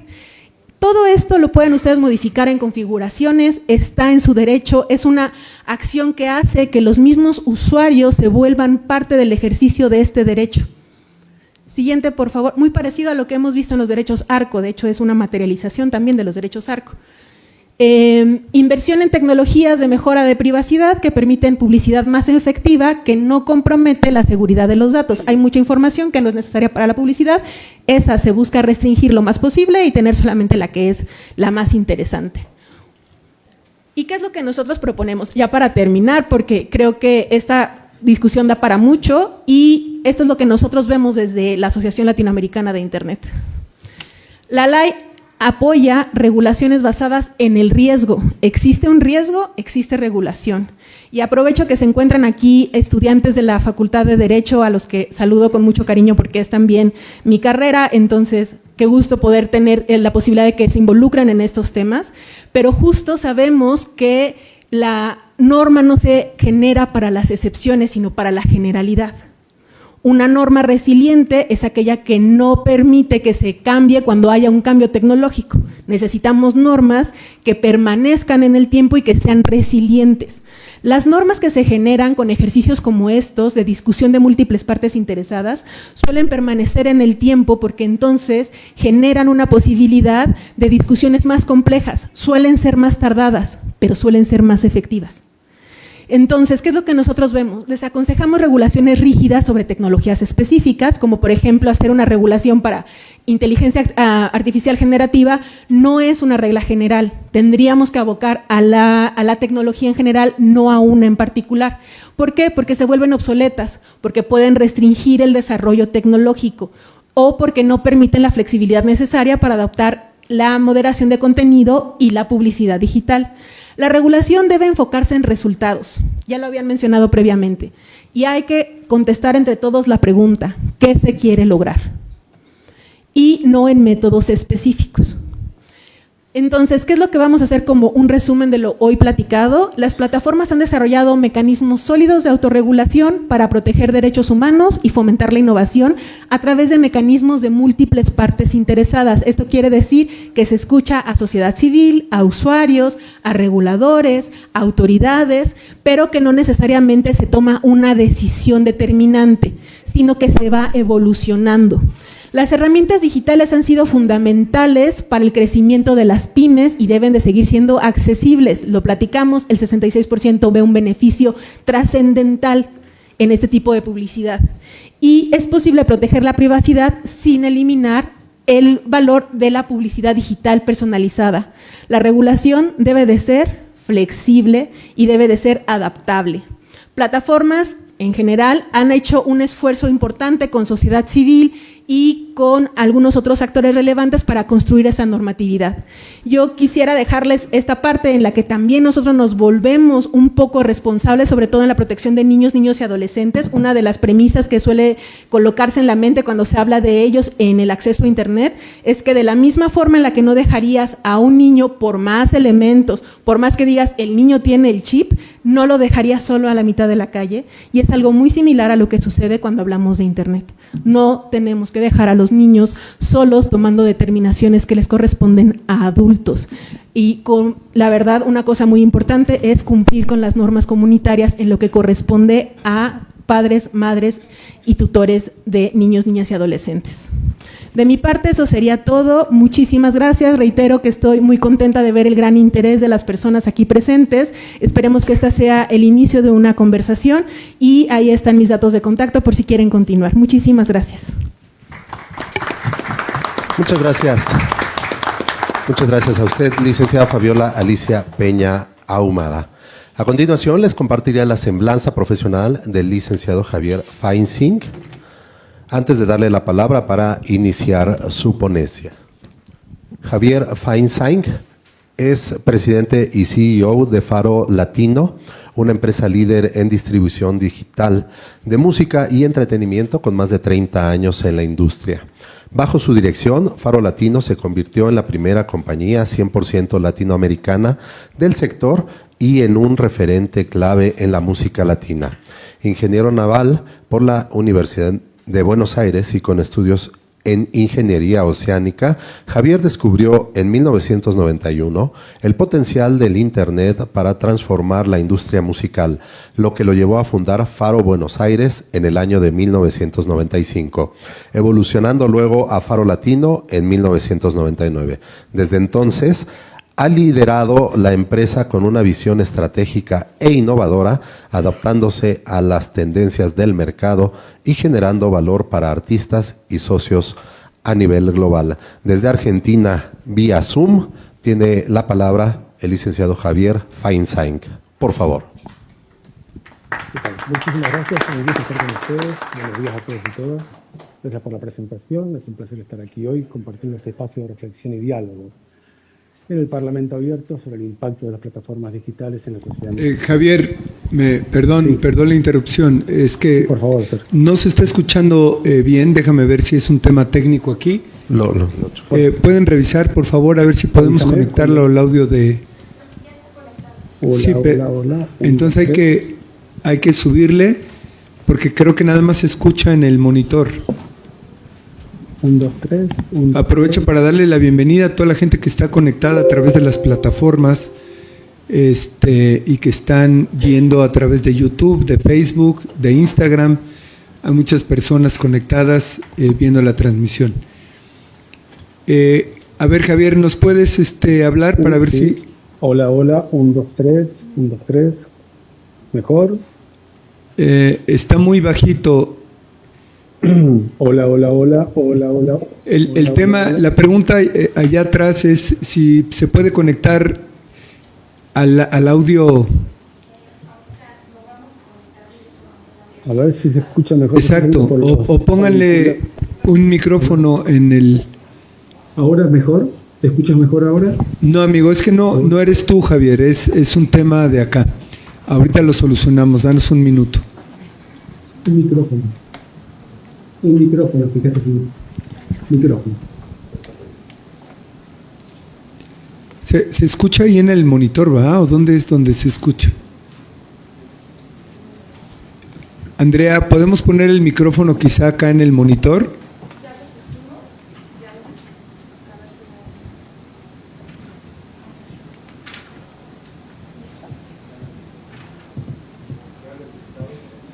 A ver, Javier, ¿nos hablas? Hola, hola, hola, hola, hola, hola. ¿Dónde, Hola, ¿dónde hola, se hola, oye hola. su voz? ¿Se escucha? Aquí en los de...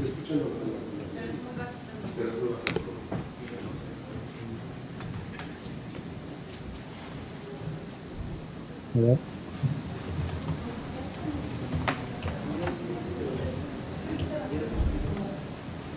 Se escuchan las bocinas, pero muy bajito. Hay que ¿Se escucha muy bajo? poner Hola, otro hola, micro. Hola, hola. ¿Mejor ahí? Tampoco. ¿No? Si se escucha muy lejos, Javier, una disculpa, son temas técnicos. A ver, tal vez lo que voy a hacer, voy a intentar entrar también desde el celular. Por ahí el Zoom lo hago desde el celular y se escucha mejor.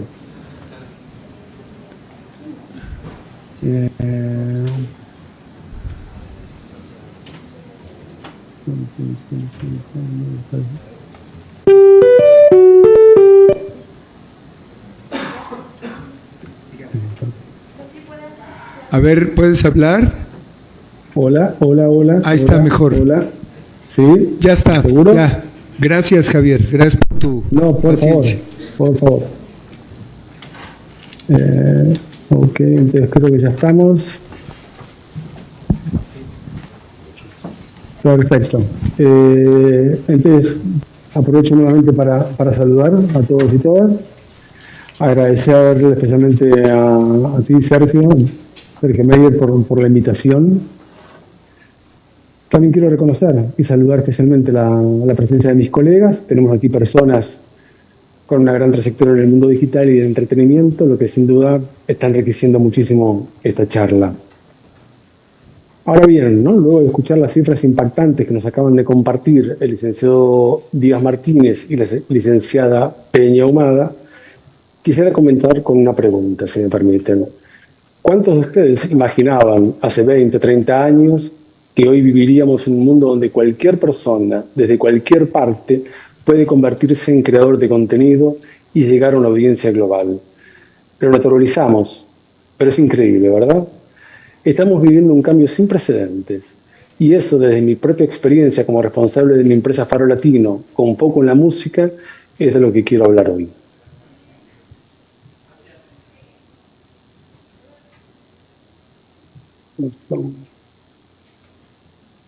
Seguramente cada uno tiene su propia historia de su primer encuentro con Internet. Yo recuerdo el día en que la descubrí. Era 1993. Creo que se lo puede pensar como el periodo jurásico de Internet. Y me encontraba haciendo un posgrado en Ingeniería Oceánica en la Universidad Federal de Río de Janeiro. Estaba conectado desde la PC que tenía en mi departamento a lo que era Internet en esa época, en que no existían los browsers o navegadores, la banda ancha. Solo se podía acceder a la información de las universidades y el entorno era textual. Esas viejas pantallas color ámbar. Se podía ver cuántos estábamos conectados en línea en tiempo real. Podíamos ser 60 o 90, no más. De repente se abre una pequeña ventana en lo que parece ser una invitación a conversar, lo que ya hace mucho llamamos chat. Acepto y me encuentro conversando con una persona que no conocía. Le pregunté dónde estaba y me respondió en Monterrey, México.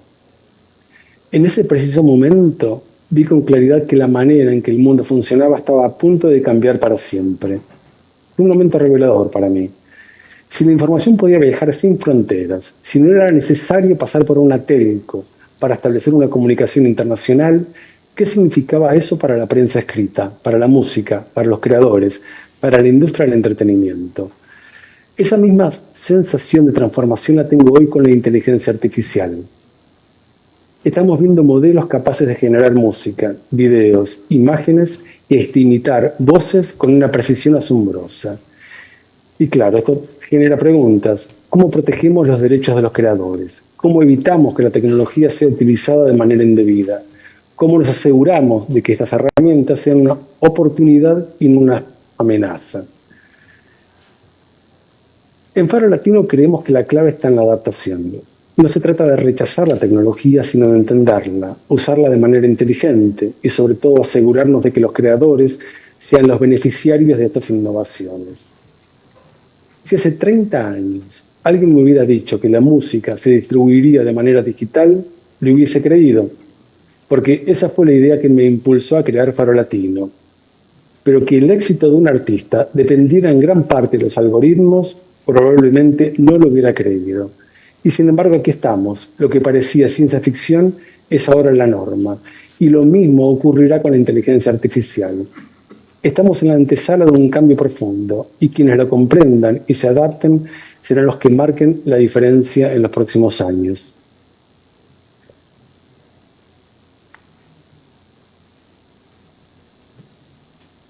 Las nuevas tecnologías han traído enormes oportunidades, pero también grandes retos. En Faro Latino, nuestro rol como empresa ha sido acompañar a los artistas en América Latina, promoviendo colaboraciones y llevando su música a públicos que hace 20 o 30 años jamás hubieran tenido acceso a sus canciones.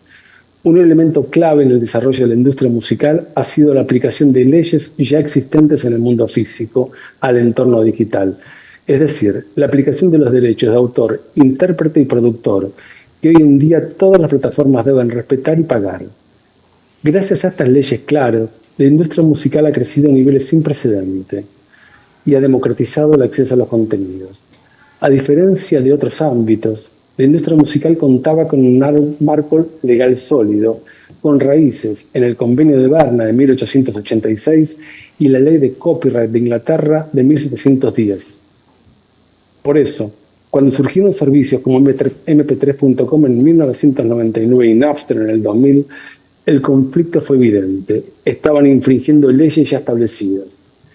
Esto llevó a la evolución del modelo hacia plataformas con licencias legítimas como iTunes, YouTube y Spotify, en las que Faro Latino ha trabajado desde sus inicios para asegurar que los artistas reciban una compensación justa. Y si bien es cierto que los mecanismos de derechos de propiedad intelectual pueden concentrar poder en grandes corporaciones, también es innegable su papel en la democratización del acceso a la cultura de millones de artistas antes marginados. Ahora pueden compartir sus creaciones y ampliar el patrimonio cultural global. Un ejemplo claro es el auge del regional mexicano, el único género latino que hoy compite en los Grammys. Este logro no sería posible sin plataformas como Spotify o YouTube, que han globalizado su alcance. Personas que jamás viajarán a México ahora pueden acceder a su música popular, enriqueciendo la diversidad cultural mundial. Las redes sociales, por su parte, ofrecen un acceso sin precedente a información valiosa y al patrimonio cultural de la humanidad en tiempo real. Sin embargo, este potencial democratizador coexiste con desafíos, como la propagación de noticias falsas y discursos de odio. En este sentido, la experiencia de la industria musical en la gestión de derechos y la lucha contra la piratería puede ser un referente valioso para las redes sociales. Es crucial encontrar un equilibrio que fomente la democratización cultural y al mismo tiempo proteja a los creadores y combata los contenidos nocivos.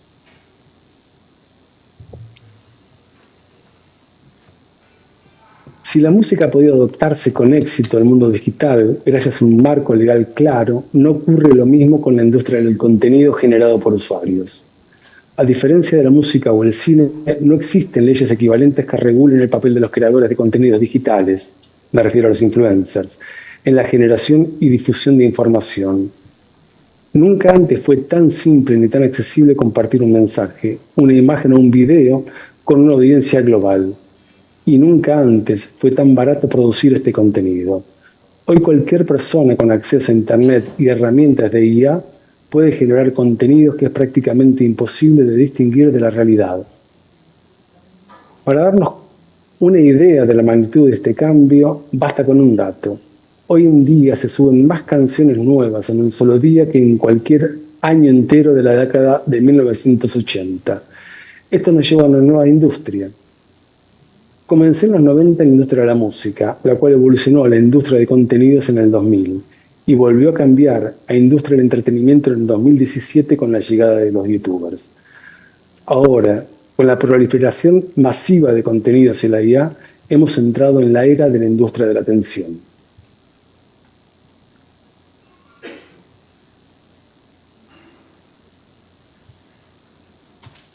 Entrando más en forma directa a lo que tiene que ver ahora, luego de haber pasado por mis experiencias, a lo que tiene que ver, ¿no?, como todas las industrias, la industria de la atención busca maximizar su rentabilidad y esto me lleva a una realidad incómoda. Los algoritmos favorecen los contenidos que generan mayor tiempo de visualización. ¿Y qué tipo de contenidos nos mantienen más tiempo en pantalla? En muchos casos noticias negativas, desinformación o contenido sensacionalista. ¿Debemos exigir entonces que las redes sociales se autorregulen, dado que esto ha generado incluso violencia física? La verdad es que no lo sé. No soy sociólogo ni legislador, pero sí creo en la importancia de espacios como este, donde podamos reflexionar juntos sobre cómo generar diálogos para construir marcos legales que permitan un desarrollo armónico del ecosistema digital. Un concepto en el que se viene trabajando en varios países es el de la autorregulación regulada, que permite a las plataformas digitales establecer sus propias normas, pero bajo supervisión gubernamental y con límites definidos para proteger el interés público. Busca un equilibrio entre la libertad de las plataformas y la intervención estatal. Volviendo a mi experiencia en la industria de la música, si hablamos de desafíos en la industria digital hoy, hay un tema crucial que es el fraude en los streaming de contenidos. Hoy por hoy, el fraude en la música digital representa un problema serio que afecta a los creadores legítimos, distorsiona el ecosistema y desvía ingresos que deberían ir a los artistas.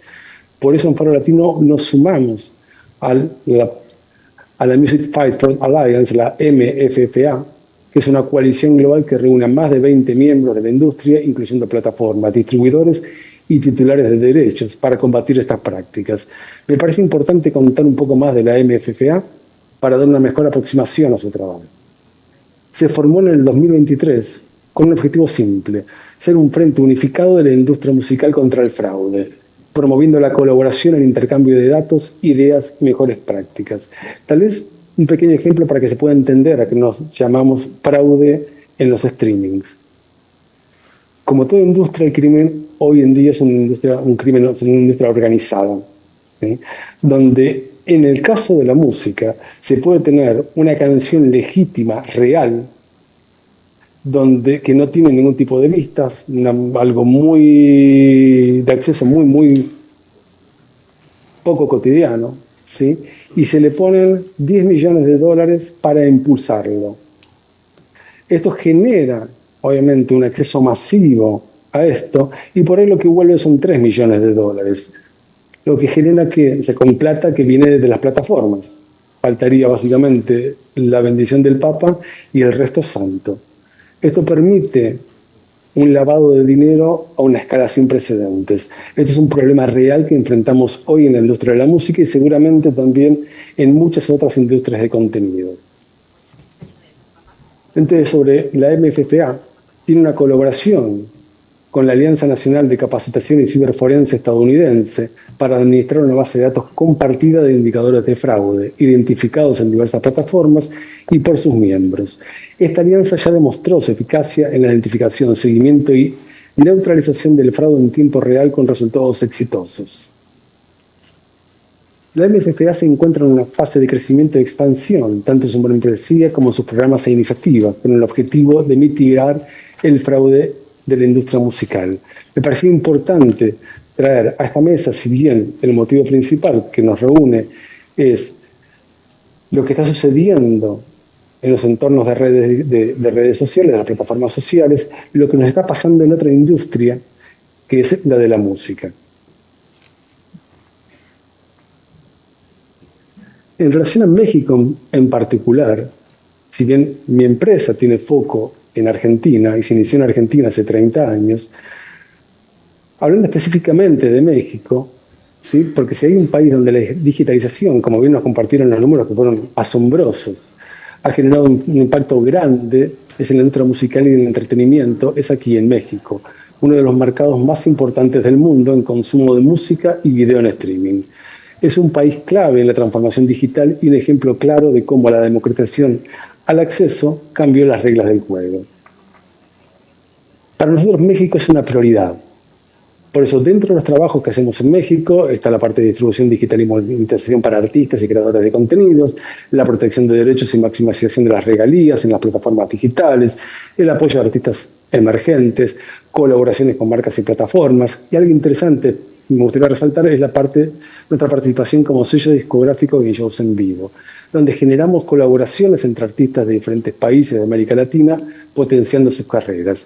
Y seguramente muchos de la audiencia recordarán el éxito de la colaboración entre Karim León, una mega estrella de México, y Jesse Uribe de Colombia.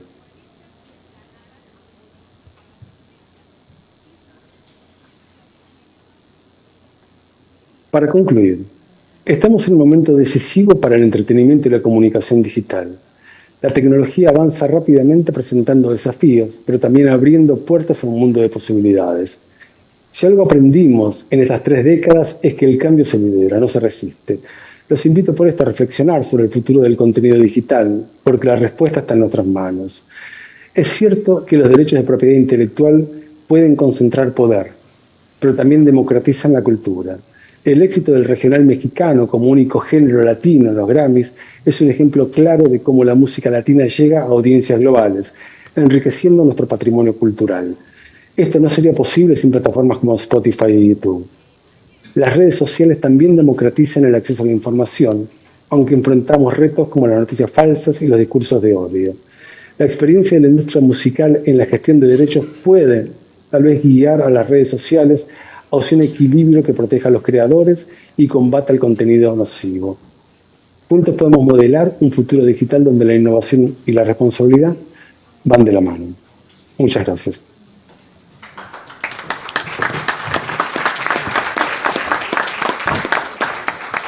Muchas gracias por su presentación, licenciado Javier Feinstein. De acuerdo a nuestro programa, antes de ceder la palabra al maestro Luis Antonio Guacuja Acevedo, leeré su recorrido académico y profesional.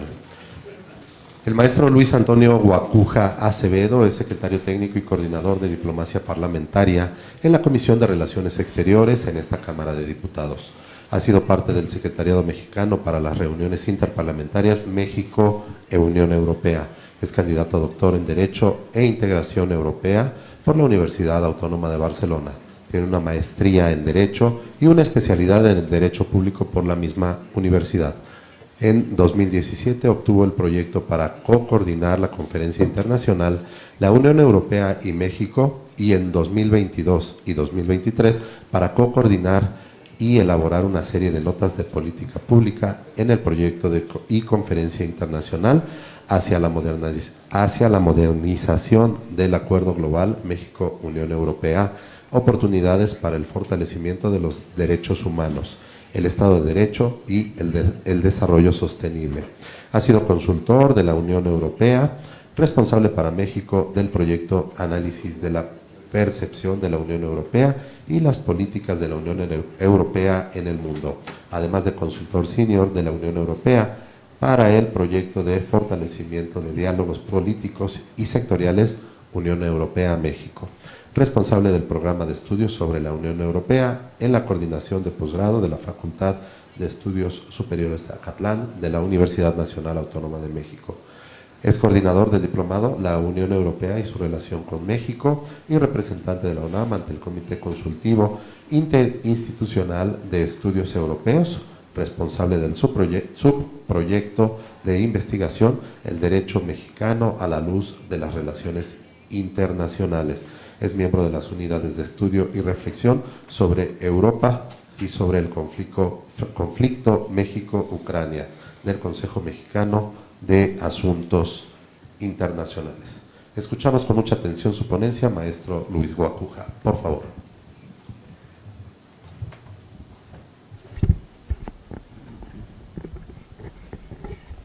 Muchas gracias. Muchas gracias al diputado Sergio Mayer por la invitación.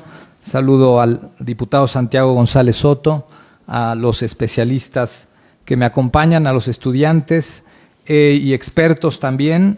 Y felicito este espacio porque lo ha propuesto el diputado Mayer con una visión integral, que es lo que se merece un tema como este.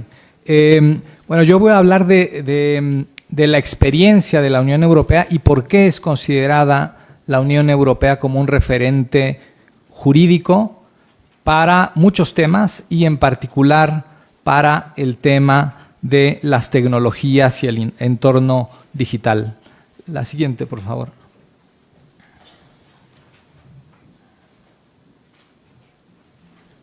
La siguiente. Gracias. Bueno, la Unión Europea es un proyecto que tiene ya casi 75 años desde que se concibió en mayo de 1950 por Jean Monnet y Robert Schuman. Es un proyecto que nace después de la Segunda Guerra Mundial, es un proyecto de integración y que hoy por hoy está conformada por 27 países, casi 450 millones de habitantes y además con un sistema jurídico muy complejo porque la Unión Europea es una especie de federación. Hay alguna regulación que parte de la propia Unión Europea, de las instituciones de la Unión Europea, y está además la regulación de cada uno de los 27 países de la Unión Europea. Es un entramado, una especie de telaraña jurídica donde conviven esta regulación a nivel comunitario, podríamos entenderla como una regulación federal, y la regulación de cada uno de los Estados miembros. Y esta complejidad, porque el Tribunal de la Unión Europea resuelve casos muy variados de distintas materias y que tienen que ver con casos de los 27 países de la Unión Europea. Por eso el Tribunal de la Unión Europea está a la vanguardia también en los temas de regulación. Y bueno, la Unión Europea sí es un proyecto de integración económica, el más exitoso hasta nuestros días. También es un proyecto de integración política. Hoy mismo están reunidos en Bruselas para ver qué hacen frente a Donald Trump y esta amenaza a Ucrania. Y también es un proyecto de integración en términos jurídicos, no solo porque se basa en tratados internacionales, sino porque posibilita toda esta dimensión jurídica a nivel comunitario que desciende también a la regulación de los estados. La siguiente, por favor. Y quizá uno de los estratos más importantes a donde ha llegado la Unión Europea es justo el mercado interior europeo. Es un mercado común, como hay otros mercados comunes, pero el de la Unión Europea es, por supuesto, el más complejo y el más rico, ¿no? Es un espacio donde se intercambian bienes, servicios, capitales, personas y bajo un parámetro muy importante, que es concebido como un espacio de libertad, seguridad y justicia. Y habría que leerlo como un espacio de libertad, sí, pero con seguridad y justicia. El borrar las fronteras, ¿no? Implica una serie de regulaciones para que esas fronteras pues, no tengan entre sí pues, tráfico de armas, drogas, personas, ¿no? Entonces implica esta apertura también una coordinación muy importante.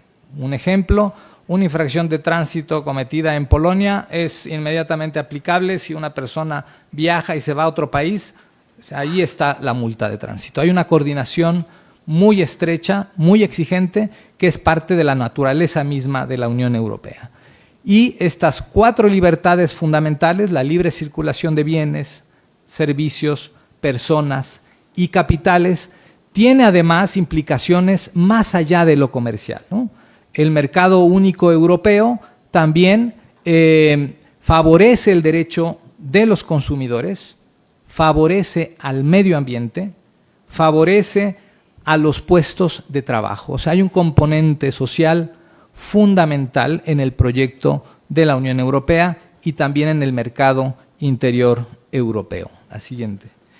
Y entonces en estas libertades, en estas 4 libertades que de repente, bueno, puede haber temas que se diluyen entre una y otra, pero básicamente son estas, ¿no? Las mercancías, que tiene que ver con los bienes, los servicios, ¿no? Que son muchísimos y es donde está, digamos, la parte de los servicios digitales, la circulación de capitales, que tiene que ver con servicios financieros, de aseguradoras, de fianzas, y la libre circulación de personas, ¿no? Con razón de actividad económica, pero también hay esta posibilidad de que una persona de la Unión Europea pueda viajar a otro país a estudiar, a trabajar bajo ciertas condiciones. Y se ha sumado desde hace poco más de una década el tema digital como una exigencia también, y por eso ahora se habla del mercado único digital, ¿no? Como una herramienta también necesaria, ¿no? La siguiente. Y el mercado interior, para que funcione, justo necesita normas claras, normas que puedan ser aplicables a estos 27 países que tienen historias distintas, que tienen formas de ser distintas, que tienen formas de pensar diferentes, y no obstante, la regulación comunitaria logra aterrizar hasta lo local, ¿no? Y por eso también la Unión Europea es este referente normativo.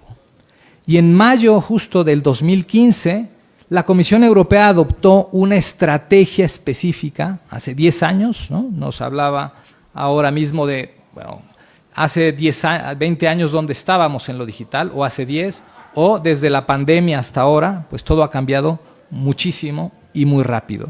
Bueno, la Unión Europea se ha adelantado un poco a esto, ¿no? La siguiente.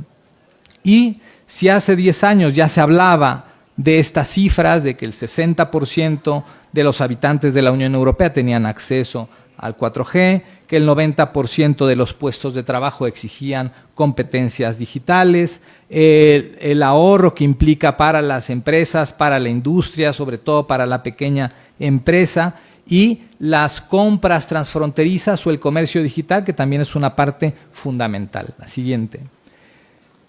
La Unión Europea además se adelantó con una hoja de ruta, ¿no? Porque se dice fácil, ¿no? Aplicar una normativa en 27 países no es nada sencillo, ¿no? Hay procesos específicos primero dentro de la Unión Europea a nivel institucional, entre el Parlamento Europeo, el Consejo de la Unión Europea, la Comisión Europea, y después esto desciende a los estados y se van adaptando las legislaciones, y esto también es un proceso que no es sencillo. No obstante eso, desde el 2017 pues ha habido un tema de disminuir hasta eliminar las tarifas, por ejemplo, de roaming en los temas de telefonía, el tema de protección de datos, que es fundamental también para la Unión Europea, el tema de una banda ancha de Internet de calidad, ¿no? Esto hay que subrayarlo, y también el tema del streaming, ¿no? Toda esta posibilidad de disfrutar de productos y servicios audiovisuales en plataformas digitales. Y una legislación común también muy importante en materia de ciberseguridad, ¿no? Seguida de un plan de acción. Entonces tenemos un mercado único digital, ahora se ha incorporado también el tema de la inteligencia artificial, la ciberseguridad, que sigue siendo un tema muy importante, la economía de datos y la infraestructura digital. La siguiente. Aquí me detengo un momento para preguntar quién tiene un iPhone, por ejemplo. Bueno, yo no, pero entre otras cosas, porque no soy muy techie ni nada de esto, pero entre otras cosas porque para mí era fastidioso tener que tener otro teléfono y además otro cargador. Porque ¿eso qué implica? No solo implica un costo adicional, sino además implica un daño al medio ambiente, ¿sí? ¿Qué hizo la Unión Europea? Aunque esto se planteó desde hace casi una década, finalmente, a partir de diciembre del año pasado, la Unión Europea exige que haya un cargador único. Seguro que, ¿no?, al dueño de Apple esto no le gustó nada, pero así es. Para las tabletas, para los celulares, un cargador único para todo, un cargador universal. Y esto, digamos, estamos hablando de los fierros, pero para entender cuál es el propósito en esta regulación del mercado interior, que va mucho más allá. La siguiente. Y lo más reciente, bueno, a partir del año pasado, de febrero de 2004, se aprobó la Ley de Servicio Digital en la Unión Europea, ¿no?, que procura la regulación de contenido en línea, la publicidad transparente, el combate a la desinformación, esto con base en un conjunto de normas aplicables a esos 27 países de la Unión Europea. La siguiente. Y luego, esto que entró en vigor apenas a finales del año pasado, una anterior, por favor, que es la normativa relacionada con la inteligencia artificial, que tiene dos cuerpos normativos. El primero es el reglamento, que es aplicable inmediatamente, es como una ley, se aplica inmediatamente a todos los países de la Unión Europea, los 27, y es la primera norma jurídica en materia de inteligencia artificial, ¿no? El objetivo es garantizar la seguridad, pero también la ética y la fiabilidad, además de proteger la salud y los derechos fundamentales, ¿no? Y luego una directiva que está, también es una especie de ley marco, pero se va adaptando paulatinamente, pero establece requisitos uniformes para la responsabilidad civil, ¿no? Cuando hay incumplimientos, bueno, hay que responder ante el ciudadano. Bueno, hemos escuchado temas como libertad de expresión y tal, ¿no? Esto también ha evolucionado, no solo la tecnología, sino la manera en que concebimos ciertas ideas, ¿no? Y esto en Europa particularmente tiene otra dimensión, ¿no? El senador Francisco Verducci, que es un senador italiano, además es el presidente del Grupo de Amistad con México y pertenece a la subcomisión de combate al discurso de odio en plataformas digitales en el Senado italiano. Estuvo aquí el año pasado y dio una conferencia o dos sobre esto, y él lo decía con toda claridad: la libertad de expresión se autodestruye cuando lleva implícito un discurso de odio. Esto hay que asumirlo de manera importante porque también es parte, ¿no? La libertad sí, pero ¿hasta dónde, no? Bueno, y entonces voy a revisar una serie de casos en la Unión Europea solo para una muestra de cómo combate o cómo ha combatido la Unión Europea a estos grandes, ¿no?, titanes de las tecnologías y las redes. El primer caso, la Unión Europea contra Google, es una sentencia del 2018, una multa millonaria de 4.000 millones de euros a Google por abusar de su posición dominante en el mercado. La siguiente, la Unión Europea contra Amazon, diciembre del 2022. Hay otras más añejas, les pongo las más recientes, pero son muy interesantes. Aquí había una denuncia de la Unión Europea y para evitar una multa que iba a llegar hasta el 10% de la facturación anual de Amazon, pues no le quedó otra al señor Jeff Bezos que llegar a un acuerdo con la Unión Europea, ¿no?, después de una investigación antimonopolio. La siguiente, Comisión Europea contra Microsoft, ¿no? 2024, hay un antecedente del 98-99, también por el abuso de posición dominante en el mercado, ¿sí? Aquella vez fue una multa histórica y ahora, bueno, no es menor, 2.400 millones de dólares por no ajustarse a las reglas de competencia en el mercado europeo, ¿no? La siguiente, Unión Europea contra Meta, 2024 es la sentencia, sanciones a Meta por violar las leyes de privacidad digital, que para la Unión Europea es fundamental, ¿no? Una multa de 798 millones de euros. La siguiente, Unión Europea contra TikTok, ¿no? Inició la Unión Europea un procedimiento por los riesgos electorales en la Ley de Servicios Digitales. Se terminaron anulando las elecciones en Rumania por la injerencia de las redes sociales. Entonces, ¿hasta dónde llegan las redes sociales, ¿no? La siguiente, este es un caso muy interesante, Unión Europea contra Facebook.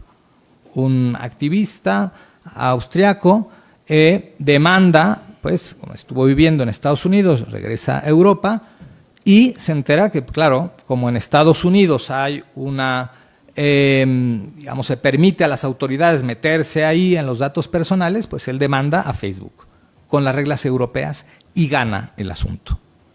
Y esto lo que ha provocado, el caso Schrems, que es el apellido de este joven, pues ha tenido un alto impacto, ¿no? Brutal, y siento un precedente tal que las empresas tienen que cuidar el tema de transferencia de datos. Esto que no nos enteramos aquí, de todo lo que se transfiere a nivel de inteligencia, etcétera, bueno, pues ha tenido también un impacto importante. La siguiente.